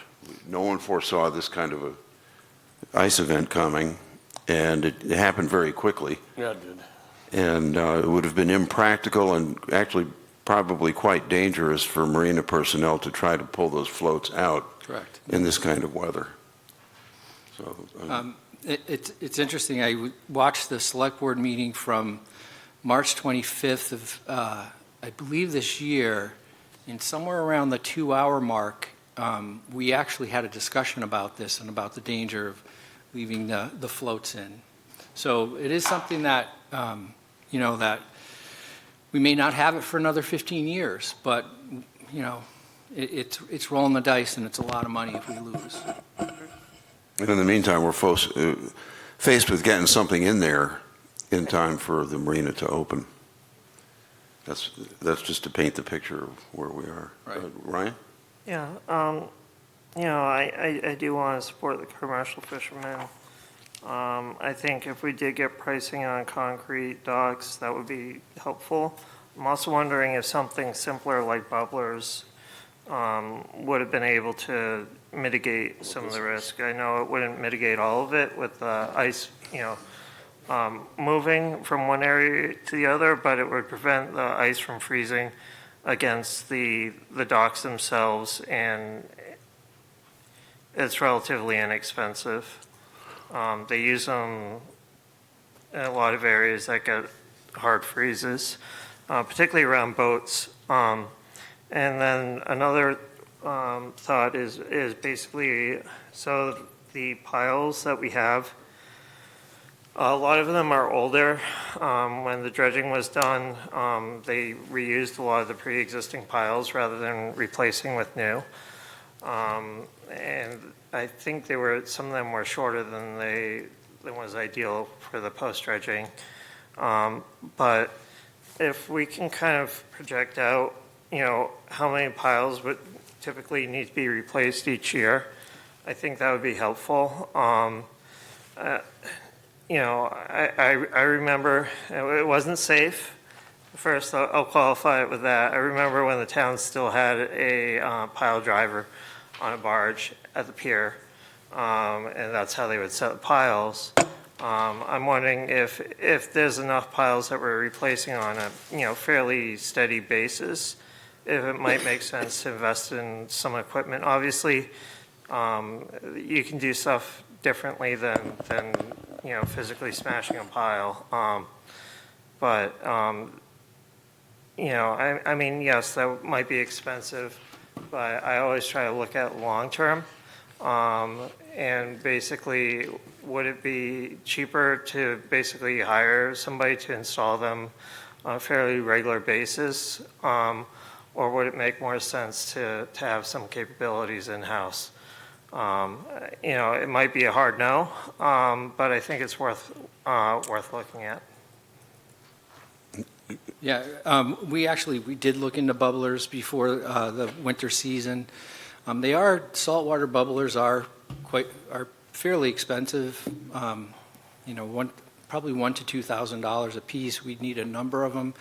Then they would need electricity, and we all know we have problems with the electricity down there. It wasn't feasible, and we would have had to raise fees for everybody to be able to offset the cost of all that. Maybe once we get the electrical fix, it could be a better option. As far as your question on being able to do it in-house, if we had the ability to do piles in-house, that would be excellent. I know that they had one here. I don't know how safe it was. It wasn't. Yeah, but if there was... It was also left out in all kinds of weather and consequently didn't last that long. I remember seeing it, and each year the engine looked worse and worse.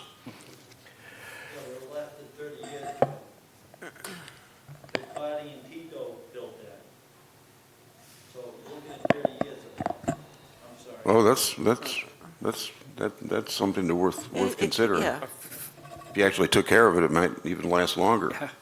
Mr. Chair, a few more questions. How many vessels operate out of Wellfleet Harbor in the winter? Off the top of my head, I'm going to say 15. Okay. Does that include the ones that launch? No, the 15 that sign up for postseason dockage, a lot of them pulled before the ice event, so there's only a handful out back right now. And outside of this specific weather event that is, let's say, one every 10 years, what's the operating cost to maintain a commercial marina in the winter? The fee to have a... Not the fee that the commercial vessel pays, but how much is the town underwriting to keep the marina open year-round? It's not a lot, Josh. Some people use the electricity. The fishermen are pretty good, taking care of things by themselves. They help each other out, so there's not a lot of staff demand. It's really not a lot. So the town's financial liability is really in these once-a-decade ice events that we would have to, I guess, where my head is going is there a way to make it economically viable for the winter fleet to maintain their business in the harbor in the winter, but in some way get some economic relief on the good years so that when there's a bad year, we can afford to repair what is inevitably going to crack? And I'm going to preface all this by saying I'm not a fisherman and I don't understand the economics of it, so I'm asking questions. I'm not giving my opinion. Okay. John? Through the chair, good points. I would just want to add to that Please. point, if I could. These are unanticipated events that happen, and they're expensive to fix. This is compounded with decades of not taking care of the infrastructure down there. So when we get a big one like this, and we're working on other things that have let go fallow for a long time, it compounds the complication of trying to be able to afford what we need to do. We went to the townspeople and got a $600,000 one-time debt exclusion, capital exclusion, excuse me. The town had put up about 70 grand plus or minus earlier for electrical. That's when we didn't really know what the scope of it was, and we were trying to get that straightened out. So if we take the docks, not concrete docks for the purposes of this discussion, not a $400,000 or a $500,000 number, but we take, half of that. And then we take 35 pilings at $6,000 or $7,000 a piece. That's 200,000 and some change. Right, yeah, 200 and some change. There, we've got about 250,000 plus. We're waiting for the electrical bids to come back. So you've now, because of this problem, we have to take care of it. You're now short of money again, okay, on what was planned to do something to try to beef this up for the long term. I have been recommending, and I will continue to recommend, that we repurpose the free cash money that was put up in '22 for a harbor master plan. And we take $150,000 of that and we plug it toward these capital repairs, and see where that does it. But that's not going to be available until town meeting, however. Town meeting has to allow us to the repurpose of those monies. So we've got the balance of the 600. You've spent about 63,000, I think, to date. I think it was 537. That was in there the last time I looked. You've got possibly the 70,000's gone. You've got we've got the electrical work that needs to be done, and that 150,000. So we need to really create a budget for what the repairs are. We don't know the full cost like of the electrical yet, where the bids haven't come in, but we do have a good idea on what the pilings are going to cost, what type of piling, what the wood is going to be, and how you're going to submit, So we need to have that so that we have a full picture of this, because what I get concerned about, and this has nothing to do with the work that Michael's been doing, great work down there on this. He's been working hard to get the numbers and work with the people. It's been appreciated. But when we start looking at the long term, and I know we have to fix the immediate, but we're looking, when I wasn't at your meeting last week, I was at a dredge meeting, and we were looking at numbers of $3 million for this one, and then $3 to $4 million for this one, and it needs to be done every 3 to 5 years, so it's going to be a continual roll. We got to figure out a way to be able to afford this, because the townspeople we can't keep putting it on the credit card, I guess is my point. And we need to, maybe we take that additional 50,000 and we do a 30,000 foot view of how we can get this place under control. The harbor master on a day-to-day basis is doing phenomenal work with his staff, but we need to do some better long-term planning, and that's not on you, that's on all of us. I don't disagree. Mr. Chair? Just as an addendum to this, how much do it currently is in the FinCom reserve fund? It's about 100 grand plus or minus. I would not think of the reserve fund as a place to tap, because we generally use that at the end of the year if there are accounts that are upside down, and we kind of we do the transfers within accounts, but we sometimes have to use the reserve fund to settle that. And we'll have that issue with snow and ice this year too. Mm-hmm. Sheila? I just wanted to follow up with what Tom is saying, and this is like an emergency situation that we have to address right away, but I think it would be helpful, I know that we did this at the county, to really lay out, and it's going to take a little bit of time, but to really lay out all the obligations, not just the marina, but we have a lot of deferred maintenance deferred issues that have been, well, that's not important now, we can address that later. I mean, I've been 20-some-odd years at town meetings now, and I remember all of these. Great idea, not now. So I think it would be great to be able to put out there, this is really what needs to be done. This is, if we got all of this done, this is what would be generated from that. But before, there's going to be a lot of money put out. And to really let not just us, but everyone in the town understand the pressure this town is under, because it is under a financial pressure right now. And not that, no, we're not willing to, go at it and keep it going, but it would be enlightening, and then you could set, the town meeting could help you set priorities of what we're going to tackle first. Through the chair. Yeah. The emergency repairs need to be made. We have to Yes, do that. that's- And then hopefully by town meeting, we can have a cogent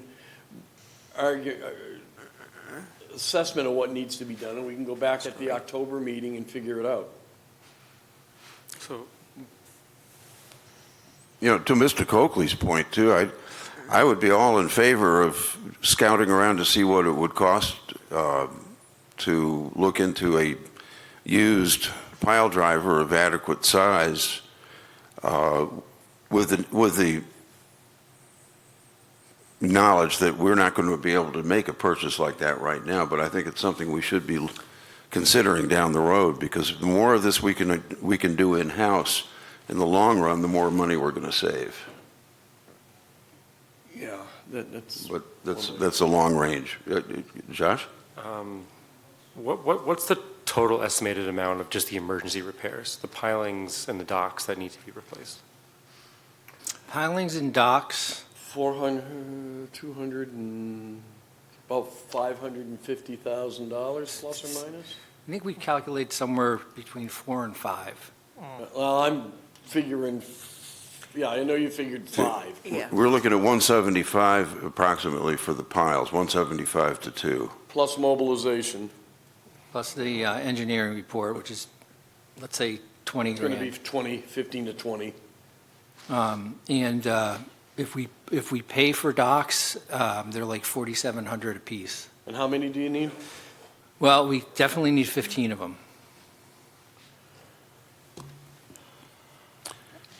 Kevin, as a member of the Marina Committee, I'll definitely.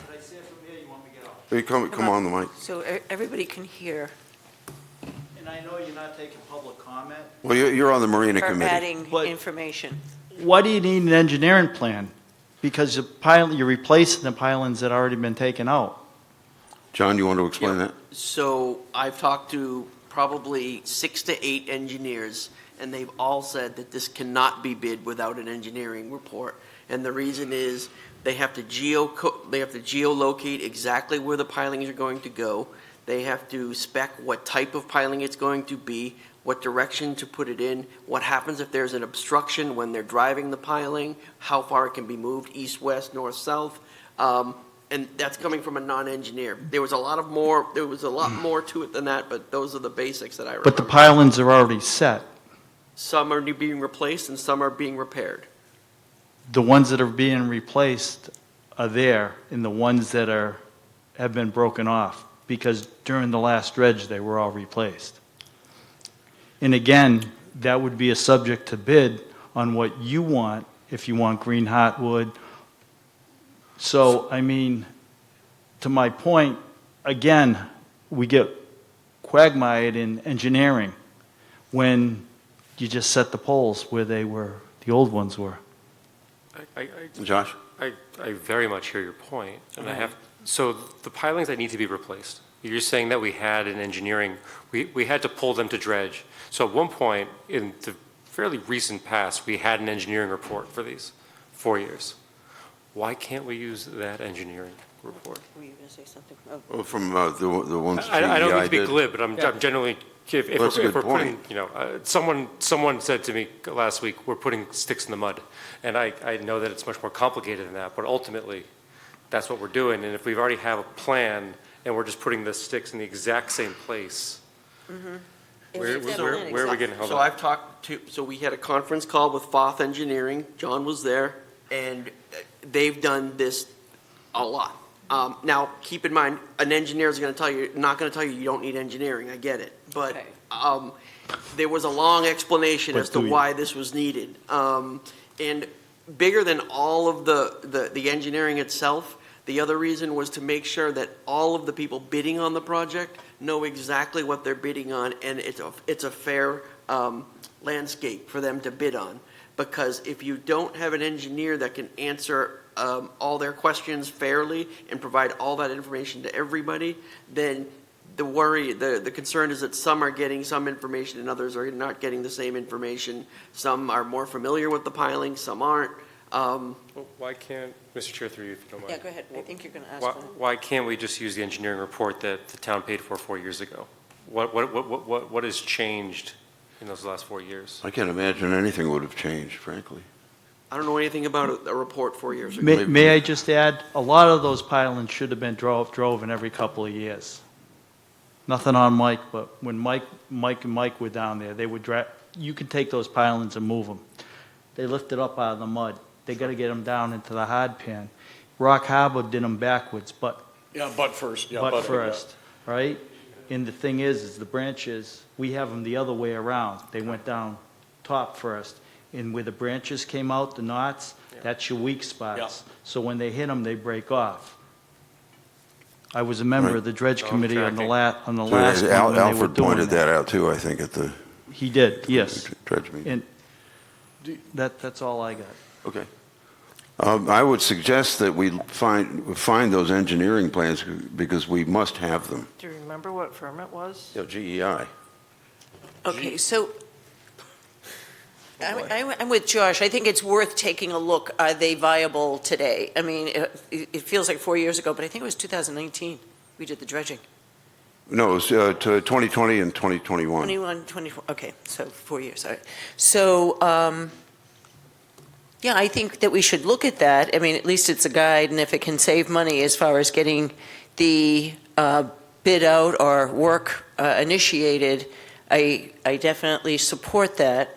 It doesn't look like we're going to have I think what we're trying to do is to tell the administrator, these are the things I want, we think you should be thinking about, and go forth, and good luck. But, no, but I think we need to know that this is going to cost, the people need to know that there are added costs from this year, and I think what you're looking for is us to say, keep going, but I would definitely look for the engineering and try to find back. Just one other thing. Yeah. Tom, you said it, you're going to be dredging in 2 years. They're looking at 2027 Yeah. to dredge again, so they're going to pull out those poles. And at that time, you might want to figure out the steel poles in the back to be replaced. The other thing, through the chair, I'm sorry, that we might want to consider, we got to do the emergency plea, but some of the pilings will have like a cross member that goes kind of in front and to the side of it, so when the ice comes in or another obstacle comes in, it will hit that as opposed to going into the piling itself. I don't know if all of the pilings could be done that way, and that's going to add a lot of cost, okay? But maybe we put them in now, and in 2 years when we're looking at the dredge, and they got to pull them anyways, that may be the opportune time to do the additional work if it's affordable. They're basically bracing them. Yeah. Ryan? Just a quick question, Mr. Kavanaugh. Assuming that we had a functional L pier, which we obviously don't, how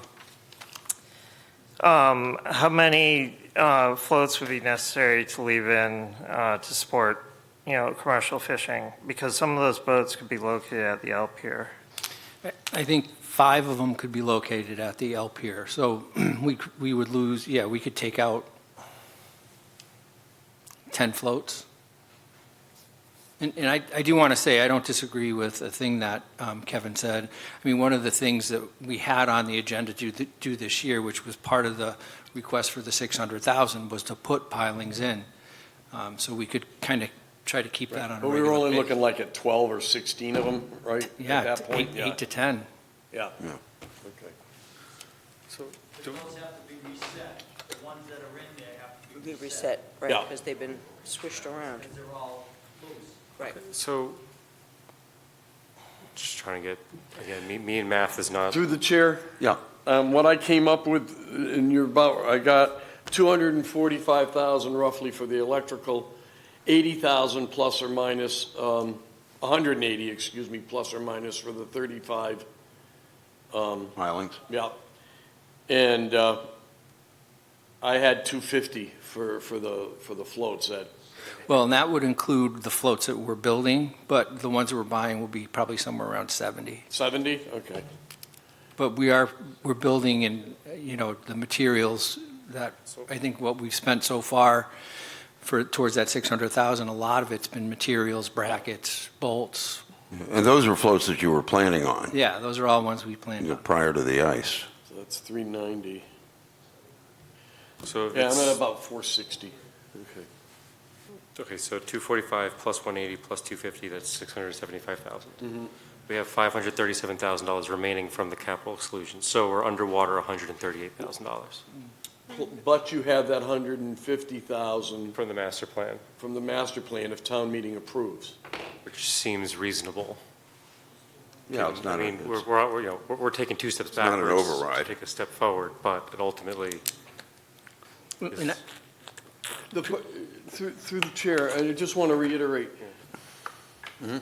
we're doing this, but it's taking away from what we were originally Right, planning. So, yeah, Okay, as long as everybody no, understands that. I'm clear that, like I said, we're. Something's coming on the plate, something's got to come off the plate. And that's, We're 10 weeks out. Yeah, I know. That's We're my painfully point. aware of that. But we have $537,000 that we can deploy tomorrow if we Right. had to. okay. I think that's enough to get going. Yep, there we're going. I think, Oh, in the tie rods. Yeah. Don't forget the tie rods. but we are, we're now once again in it's like, this is no one's fault. You can't predict the harbor icing over and pulverizing everything. But we're now taking a step backwards instead of taking a step forwards with this. And we've been working on this now for weeks. Yep. The procurement's all new to me. I don't understand it either. I'm kind of like Kevin, like we're just putting sticks in the mud. Why don't we just hire someone to come bang them in? But it's all new to me. I would also say that this is something that we probably annually want to plan on, until we get the harbor, all those old short pilings, very narrow diameter pilings that are in there now just really need to be replaced. So this is, Mr. Chair, Yeah. one more point, and this is going to make me unpopular, but I think it needs to be said. We need to take a really critical look at fees, marina fees. Well, that's in the works. It's in the works, but we need to make sure that those that use the marina are contributing the most to its upkeep, its maintenance, and its future. And I know that's an unpopular statement to say, but it's something that has to be addressed. Yeah, we've known that that's going to have to happen. The other issue that's going to have to be addressed in a preliminary fashion tonight is the issue of the docks that we've been keeping in the winter. Do we continue to do that? It's obviously at this point not reasonable, I don't think, to consider concrete floats due to the considerable expense involved. It's something I'd like to see eventually, but I don't see how. Tom, am I in the ballpark on that? We can't afford to do that right now. We'd have to go to town meeting if we were going to do that. And that would be up to them. I think, again, not being a commercial fisher person and not living that life, there needs to be, what's the analysis if we have 15 commercial fishers out there? I guess we got to look at a cost-benefit analysis on this.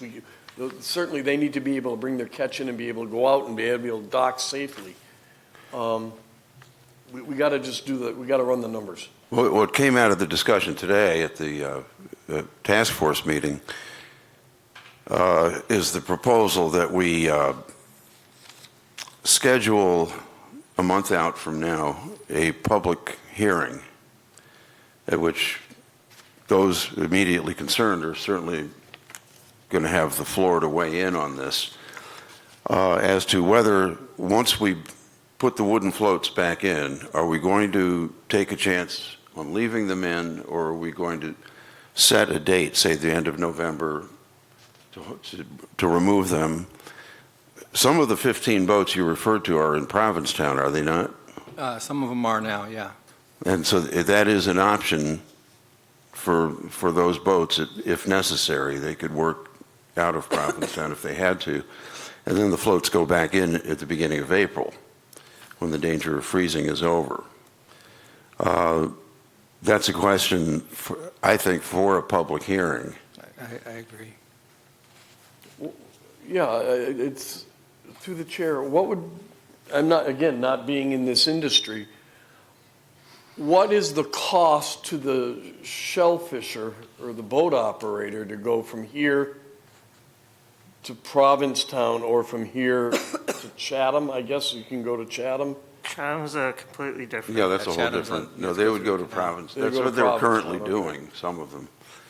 Currently, some of them are doing that now. They just. So what's the time distance, the time? Well, they would be fishing out of Provincetown instead of out of Wellfleet for that interval. Okay. And that's the purpose of a public hearing. We could get that input from the fishermen themselves. I think through the chair, I think what we'd run into is there are certain, I think, restrictions on the shell fishermen that they have to land their catch in certain towns. And so, that honestly would be a decision I'd look for guidance from the select board.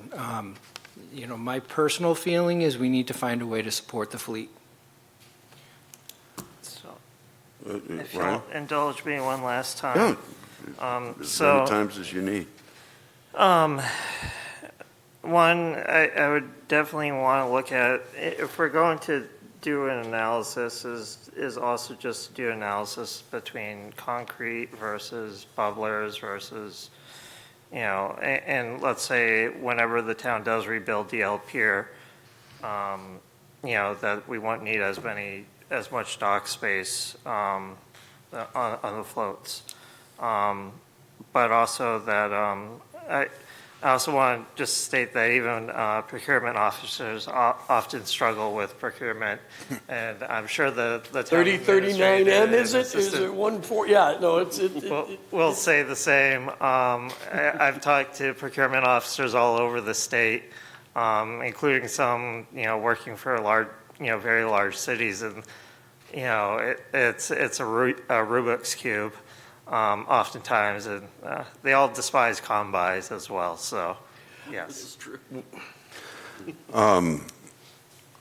One thing about bubblers to bear in mind, since they run on electricity and since the conditions that make them necessary sometimes result in power outages, we don't have backup power at the marina.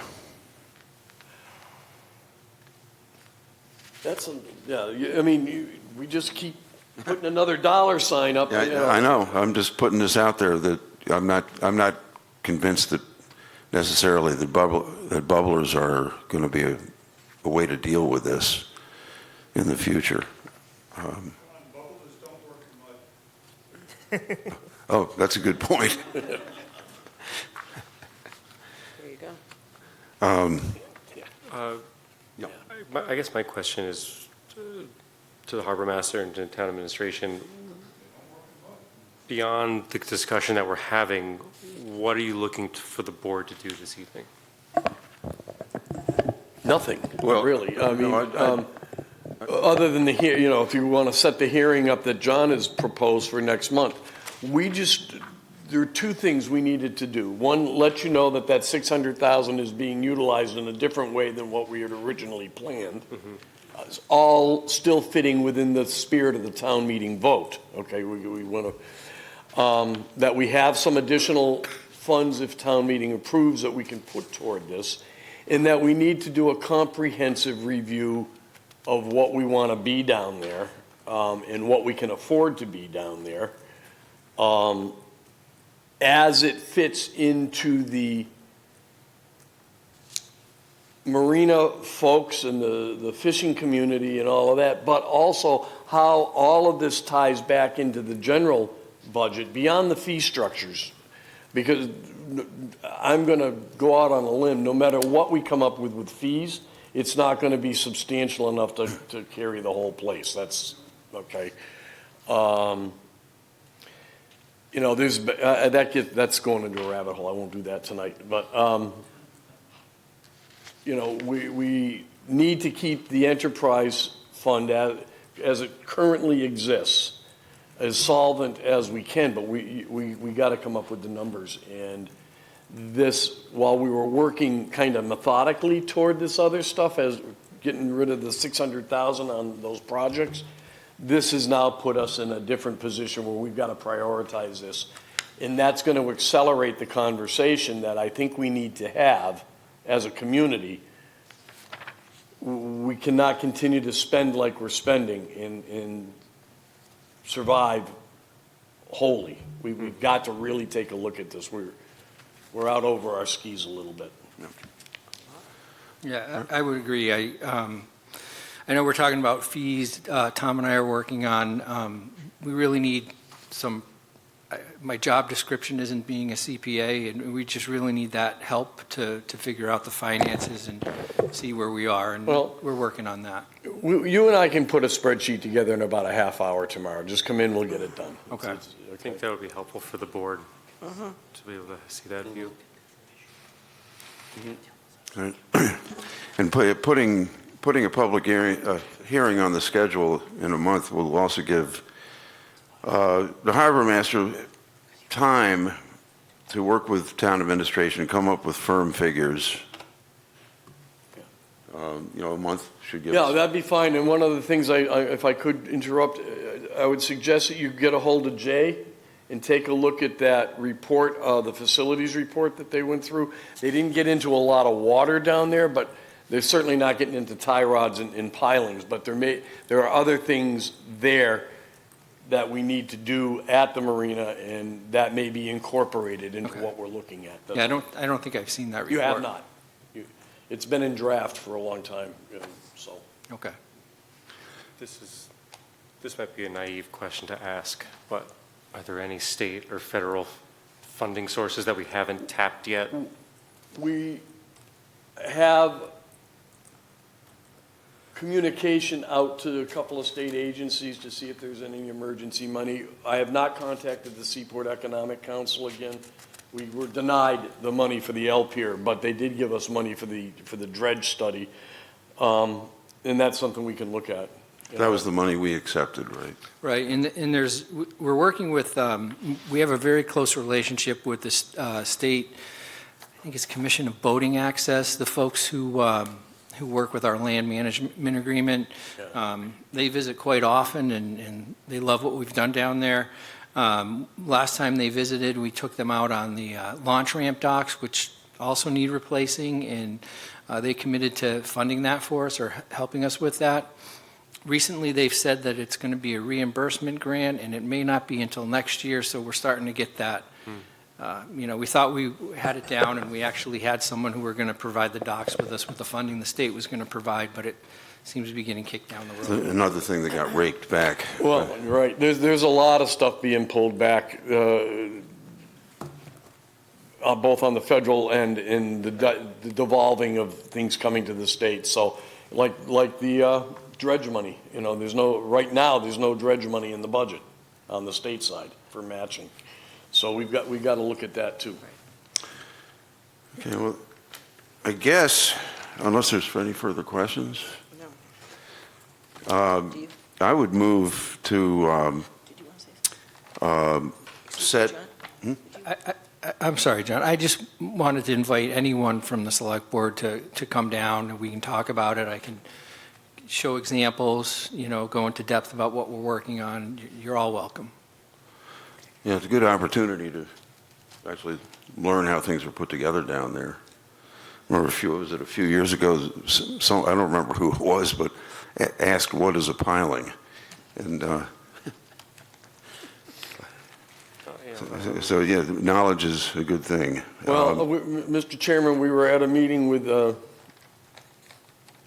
dredge people, and they were starting to talk about fulcrums on the, and the only thing I know fulcrum is on my drumsticks is where the. Oh, yeah.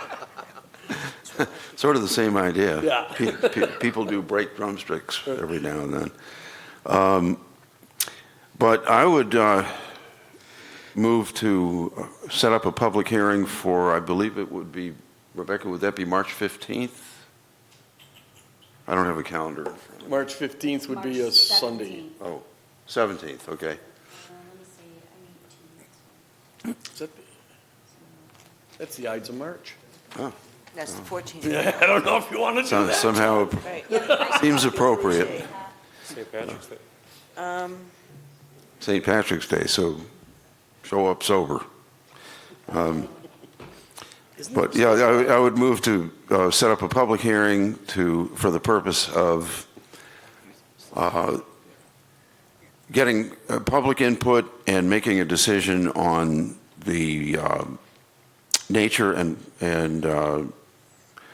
time for placement and removal of the D&E docks at the marina, and to, I guess, further discuss financing of additional repairs. Yeah, well, if I could, Mr. Chairman, to the harbor master, what I would suggest is that you and I and John, Sue, Moquin, Leisha,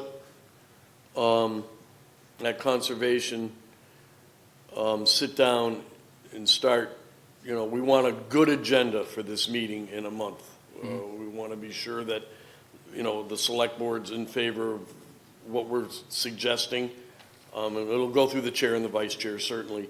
But we need to get that group together, and then we need to get Jared and Sue and I together so we can pull some of your borrowing out and see where that is. Okay. The specific item for the motion would be the decision on whether to leave the docks in or pull them seasonally. Additional items for the motion. And Left open. and to further look at the financial well-being of the marina in the, looking out. Just for the future, a Yeah. future meeting, okay. All right. Wait, Mr. Chairman, could I? Yes. I just want to make sure I understand what the motion is. Are we making a decision on whether to take docks out or not? No. Not No, tonight.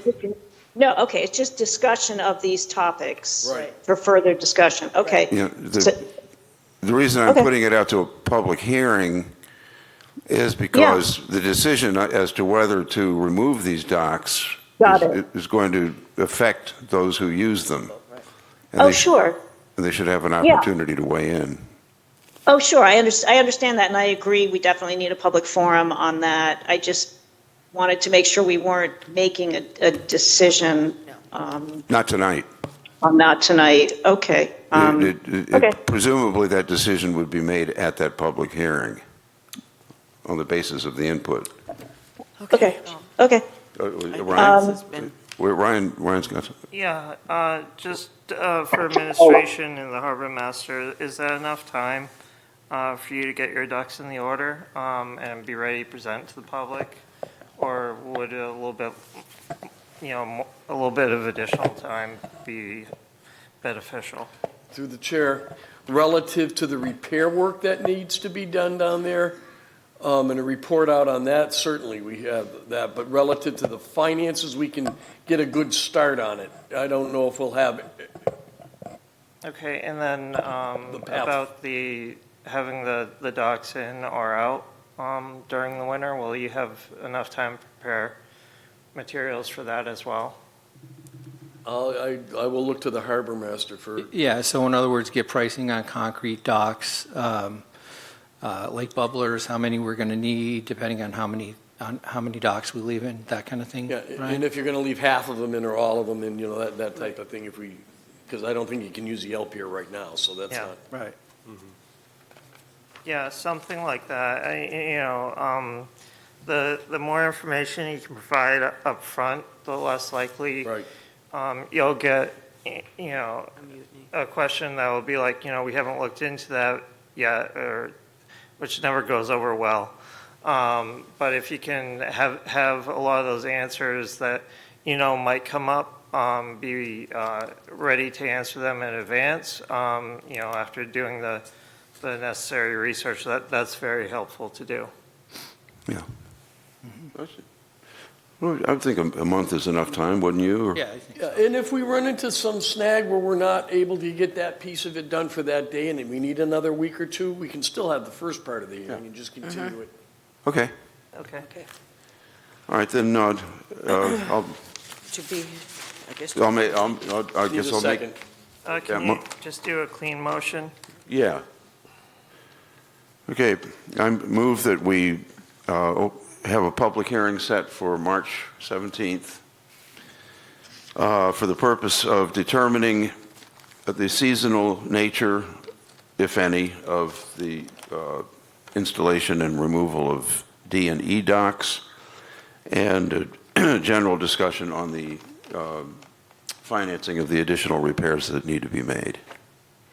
Is that a clean enough motion? Or do you have a better one? I'm open to a better one if there is one. I'm just thinking if we're missing anything. No. I don't think we are. Administrator or harbor master, is that? Yeah, that's fine. Yeah, that's fine. I'll second the motion. Okay, roll call vote, Ryan, aye. Barbara, I. Sheila, aye. Josh, aye. and John, I. Passes 5-0. All right, well, thank you, Mike, You're welcome. Good luck. Thank you. and Thank take you. care of that Sorry your foot. foot's not Yeah. cooperating with you. We're making it work. Making it a little Pray more for rain. difficult. You're gonna need it to kick you. Email me in the morning, Michael, I'll figure out what Okay. times I've got available. Okay, sounds Okay. good. Thank you. Thank you, everybody. Okay. Wow, thank who you. knew? We're already up to select board reports. I move to adjourn. Oh, I can't do I do not have any. Does anyone else? I have correspondence, Mr. Chair. Okay. Do you want me to just check? Barbara, any reports? Chairman, just that I attended another meeting of the steering committee of the Efficiency and Regionalization Nauset Schools project, whatever it's called. Tom, you may have the name better than I do. And it was Efficiency and just, regionalization.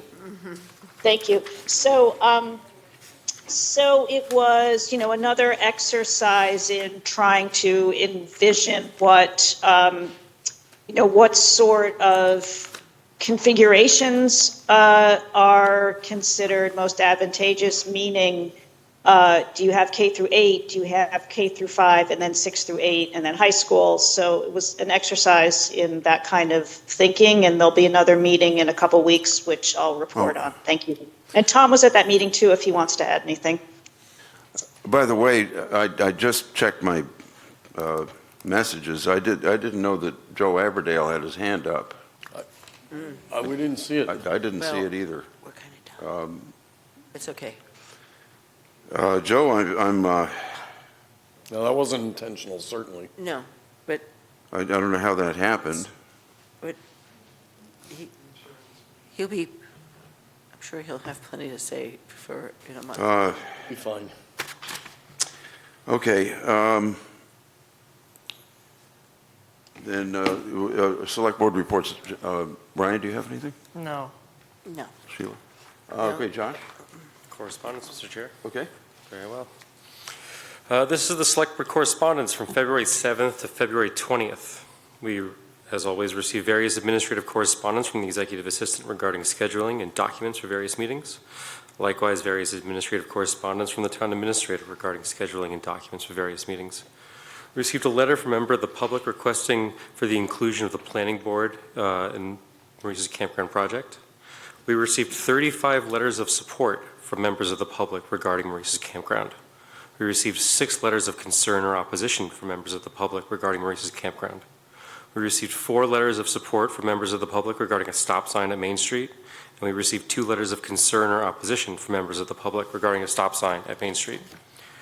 We received an invitation from Indivisible Outer Cape to attend a meeting on February 10th. Received a letter from a member of the public regarding pilings at the marina. Received a note from the town administrator that they have hired a new health agent. Received the fiscal year 27 Wellfleet Department of Veteran Services proposed budget. We received the town administrator's budget book for fiscal year 27. We received materials for the February 24th Sewer Commissioners meeting. The town of Wellfleet was selected by Mass DEP for funding under FY26 Natural Resource Nitrogen Sensitive Area Grant in the amount of $37,220. Representative Green shared the Executive Office of Energy and Environmental Affairs that they issued a Massachusetts Ocean Plan update. The chair forwarded an invitation to a ribbon-cutting ceremony at Nauset Regional High School on March 14th. Received a letter from a member of the public regarding minutes for a select board meeting. We're notified the county has contracted with Robert B. Hour to perform ice breaking in a number of harbors, including Wellfleet. We received a letter of gratitude for Vice Chair Lyons' participation at a recent 246 community kitchen dinner. Received a letter of concern from a member of the public regarding a proposed boat rental business use at Gull Pond. Received a letter inquiring on the status of the public restrooms at Town Hall. We received a environmental notification form that was sent to MEPA and also sent to the Select Board regarding a group of homes on Jaquesset Neck Road. A member of the public asked for Chair Wolf's email. A solicitation to do business with an AI climate planning tool. Member Curley forwarded a letter to the editor published in The Independent. The town administrator shared letters sent to Senator Sear and Representative Fernandez regarding funding for a population study on school attendance. And Member Curley sent the Select Board's regulatory powers over common landings under Mass General Law. Thank you. Okay, thank you. Checking the email there. So that takes care of Select Board reports. Town Administrators report. Very brief, Mr. Chairman. Tom, before you start, I just want to also ask, when you're done, John, if you could give a brief update on the ice machine, specifically to the DCAM. Oh, I was going to mention. Oh, or you That's can. fine. I'll leave it for John. I got nothing then. I had the harbor, borrowing budget. Oh, you did all that? Yep. And then the DCAM waiver. Oh, the other thing I did want, I'll ask the selectmen to make a motion to send a letter to the county commissioners, thanking Mike Dutton and Mr. Cirilli for getting that icebreaker up here. Oh, okay. You need that motion? I'll second that motion. Well, Or request. somebody's got to make it. Well, I can just write the letter, but generally the board generally does motions on things Okay. like that. Given it's not on the agenda, I think it would be wise just to give the discretion to Just, the yeah, town just administrator send on this that one. letter. Yeah. Tom, you got it. Thanks a lot. Okay, you're welcome. Okay, John? The DCAM update. So I think at my last update, I explained that we were working on a DCAM emergency waiver letter. These are done very infrequently in unique circumstances. Tom, myself, and Nancy Civetta worked very hard at crafting a letter that really spelled out in factual terms why this waiver was needed. This afternoon at about 11 o'clock, and we sent the letter back on January 22nd, so it was a few weeks back. This afternoon at about 11 o'clock, I received approval from DCAM for the waiver of the construction of the ice machine on an expedited basis. This will open up a huge amount of flexibility for the town as it relates to building this in a efficient, effective, and expedient manner. So thank you to DCAM, thank you to Tom for helping, and for Nancy for assisting with the background information needed for the letter. A lot of time and effort was put into this, so I'm glad to see it was approved. This will start, hopefully speed things up. And save us some money. And save us a significant amount of money as well. So That was, they don't a give good them thing. out like candy, so it took some work to get this. So. Rebecca, Congratulations. can that make it into the minutes? Great. Okay. Appreciate it. And so with that, we'll move on to topics for future discussion. Who's got, Ryan?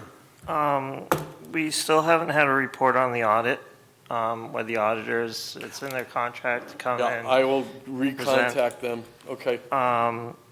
We have made contact with them, we just haven't. Okay. gotten scheduled. Yeah, it is in their contract to make presentation, and that's typical for all audits. It's best practice. It is indeed. I'd like to start seeing as early drafts as possible of the town meeting warrant. I'm just put it together today. All right. I'll send it as soon as I'm done tomorrow. Just because I find that to be very helpful. The earlier things can kind of get glanced at is helpful. And then, I don't know, obviously we have budget coming up. Barbara's got her hand up. Yeah, that's it for me. Okay. Barbara? Thank you, Mr. Chairman. So, not urgent, but I think at some point we should discuss and possibly have a policy on amending minutes. What happens if a member of the public suggests amendments to the minutes or seeks to have a document included with the minutes because this has come up with greater frequency and we haven't really addressed it. So when we have time, I would like for there to be discussion of that. Thank you. Okay, duly noted. Josh? I know it's working its way through various departments, but we do need to discuss and adopt short-term rental registration regulations. Yeah, the regs will be, we expect the draft regs for your review at your next meeting. Excellent. Do we have a public hearing scheduled for them? Yes, When? next meeting, Okay. March 3rd. Let me just check. It's either March 3rd or the 17th. No, you Because better it's been make it, advertised. yeah, you better make it the 17th, because the board's If I gonna want to already review. advertised it, We're though. gonna have to put it out again, okay. All right, Well, we could discuss it and then continue it if we have to. yeah, So is it set for the 3rd? Hang on, let me check.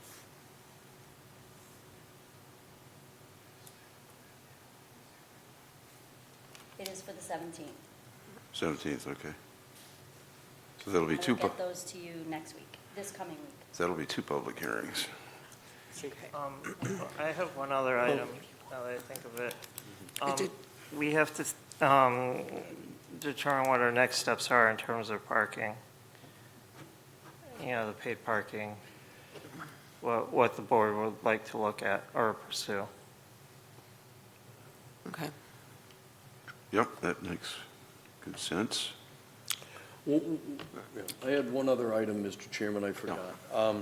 We will be bringing to you at the next meeting a contract that's been procured for the reconfiguration of the transfer station. That was the goals last year. The bid came in a little higher than we expected, but we've been able to cobble the difference together to make it happen. So we'll need your support, hopefully support on that at the next meeting. Okay. Okay. Anyone else? If I may, letters between committees, you guys had mentioned that you needed to talk about that. Yeah, we need to Oh, make yeah. that policy. We should put that on as an agenda item, though, so. Yeah, we need Okay. to amend the policy on. Amend policy. Bylaw to be inserted. What's the title of that policy again? Advisory committee correspondence, I believe. Not that Yeah. I think you're right. Not that day. Oh, I see what you're saying. Okay. It's got to go to the Okay. bylaw committee. Got that? Anything else? All right, then we'll move on to minutes. Let me just put this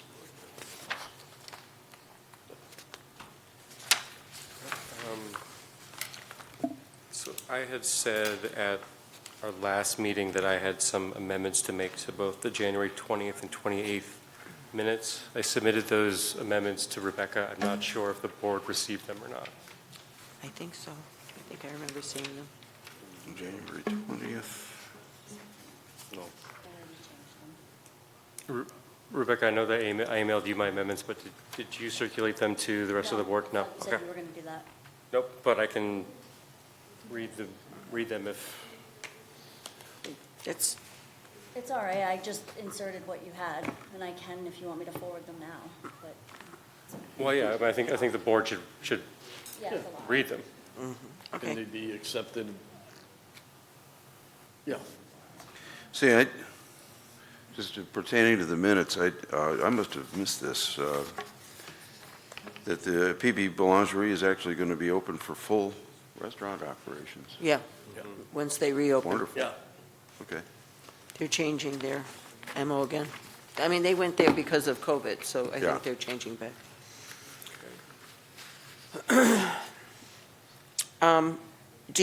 So how are we going to handle the amendments? Are they already amended? I put them in there, not the ones that you have, the ones that he gave me this afternoon. So, So I'll just, Go as we right normally ahead. do, I'll just read. So January 20th, we're looking at item I, Dark Harbor Road. So I amended a center paragraph, and track changes, of course, disappeared on me. But after the word elevated, I proposed to amend it to say, he spoke about Duck Harbor Road being the only road that was not chosen to be elevated. He stated he believes it is important to raise the southern portions of Duck Harbor Road that are predicted to flood at high tide due to the restoration, and gave his reasons. He also stated that his neighbor's house caught fire in 2001. Griffin's Island Road was impassable due to staging of emergency vehicles and water tanks. He and his family had to use Duck Harbor Road to leave Griffin Island. He stated he believed it was important for public safety to maintain the secondary path of egress if Griffin's Island Road is impassable. He asked for support of the board to request the Executive Council to look into raising portions of the road and explore allocating some of the spoils of other parts of the restoration that haven't been allocated for other road elevation projects for Duck Harbor Road. It's the amendment to the 20th. okay. I'm fine with that, but that also, Mr. Chair, this is a topic of future agenda that we need to, we basically put off the decision until you were back. So it should get onto agenda fairly soon, just to be over and done. Okay. We'll have it on for the third. The January 28th amendments are a bit more substantial. I'm wondering if we should push them off to next meeting so the board has time to review them. If they Makes haven't more seen them. sense. Right. I haven't had a chance to look at the 28th, to be honest with you. Yep. Fine. So, Mr. Chair, I move that we review these minutes of, are we doing all of them? We need to do the 20th because we're within 30 days. Okay. I move to approve the minutes of January 20th, 2026 as amended. Second. Roll call vote. Ryan, aye. Barbara, aye. Sheila, aye. Josh, aye. And John, I. And defer the other two to the future meeting, or are you okay with the third? I was okay with the third personally. Oh, that you weren't here. Okay, so if I there, was- well, you were here. Yeah. But you don't have any amendments? No. So we could go ahead and, Actually, I should have abstained on my vote on the 20th because I wasn't here. okay, so we can record it as 4 ayes and 1 abstain Yeah. Did you get that, Rebecca? No, on the minutes of the 20th, because John wasn't here oh, okay, by Yeah, so I need to be accident. recorded as abstaining. 401, sure. So Mr. Chair, I move to approve the minutes of the the February 3rd, 2026 meeting as written. Second. Roll call vote. Ryan, aye. Barbara, aye. Sheila, aye. Josh, aye. And John, I. And we're going to defer the 28th, Josh? Is that what you're Until asking? the third. Until the next Appropriate, meeting? yeah. I mean, the changes aren't significant, but it gives just a bit more detail into two of the hearings that I think were a bit nuanced. Okay. Well, you know, Mr. that's how Chair, they, you'll entertain it. I'll move to adjourn. oh, my gosh. I'm Absolutely. going to second that. Oh, it's only 8:23. I don't know. Considering. Okay. You have All right, to ask All right, all So in we've favor. got a motion. Do we have a second? I second. Roll call vote. Ryan, aye. Barbara, aye. Sheila, aye. Josh, aye. And John, aye. Barbara, you sound like you, is Have a good Barbara evening, not here everyone. because she's sick? For those who can, we're going to need help tearing Schuster. down tonight. Yeah, I'll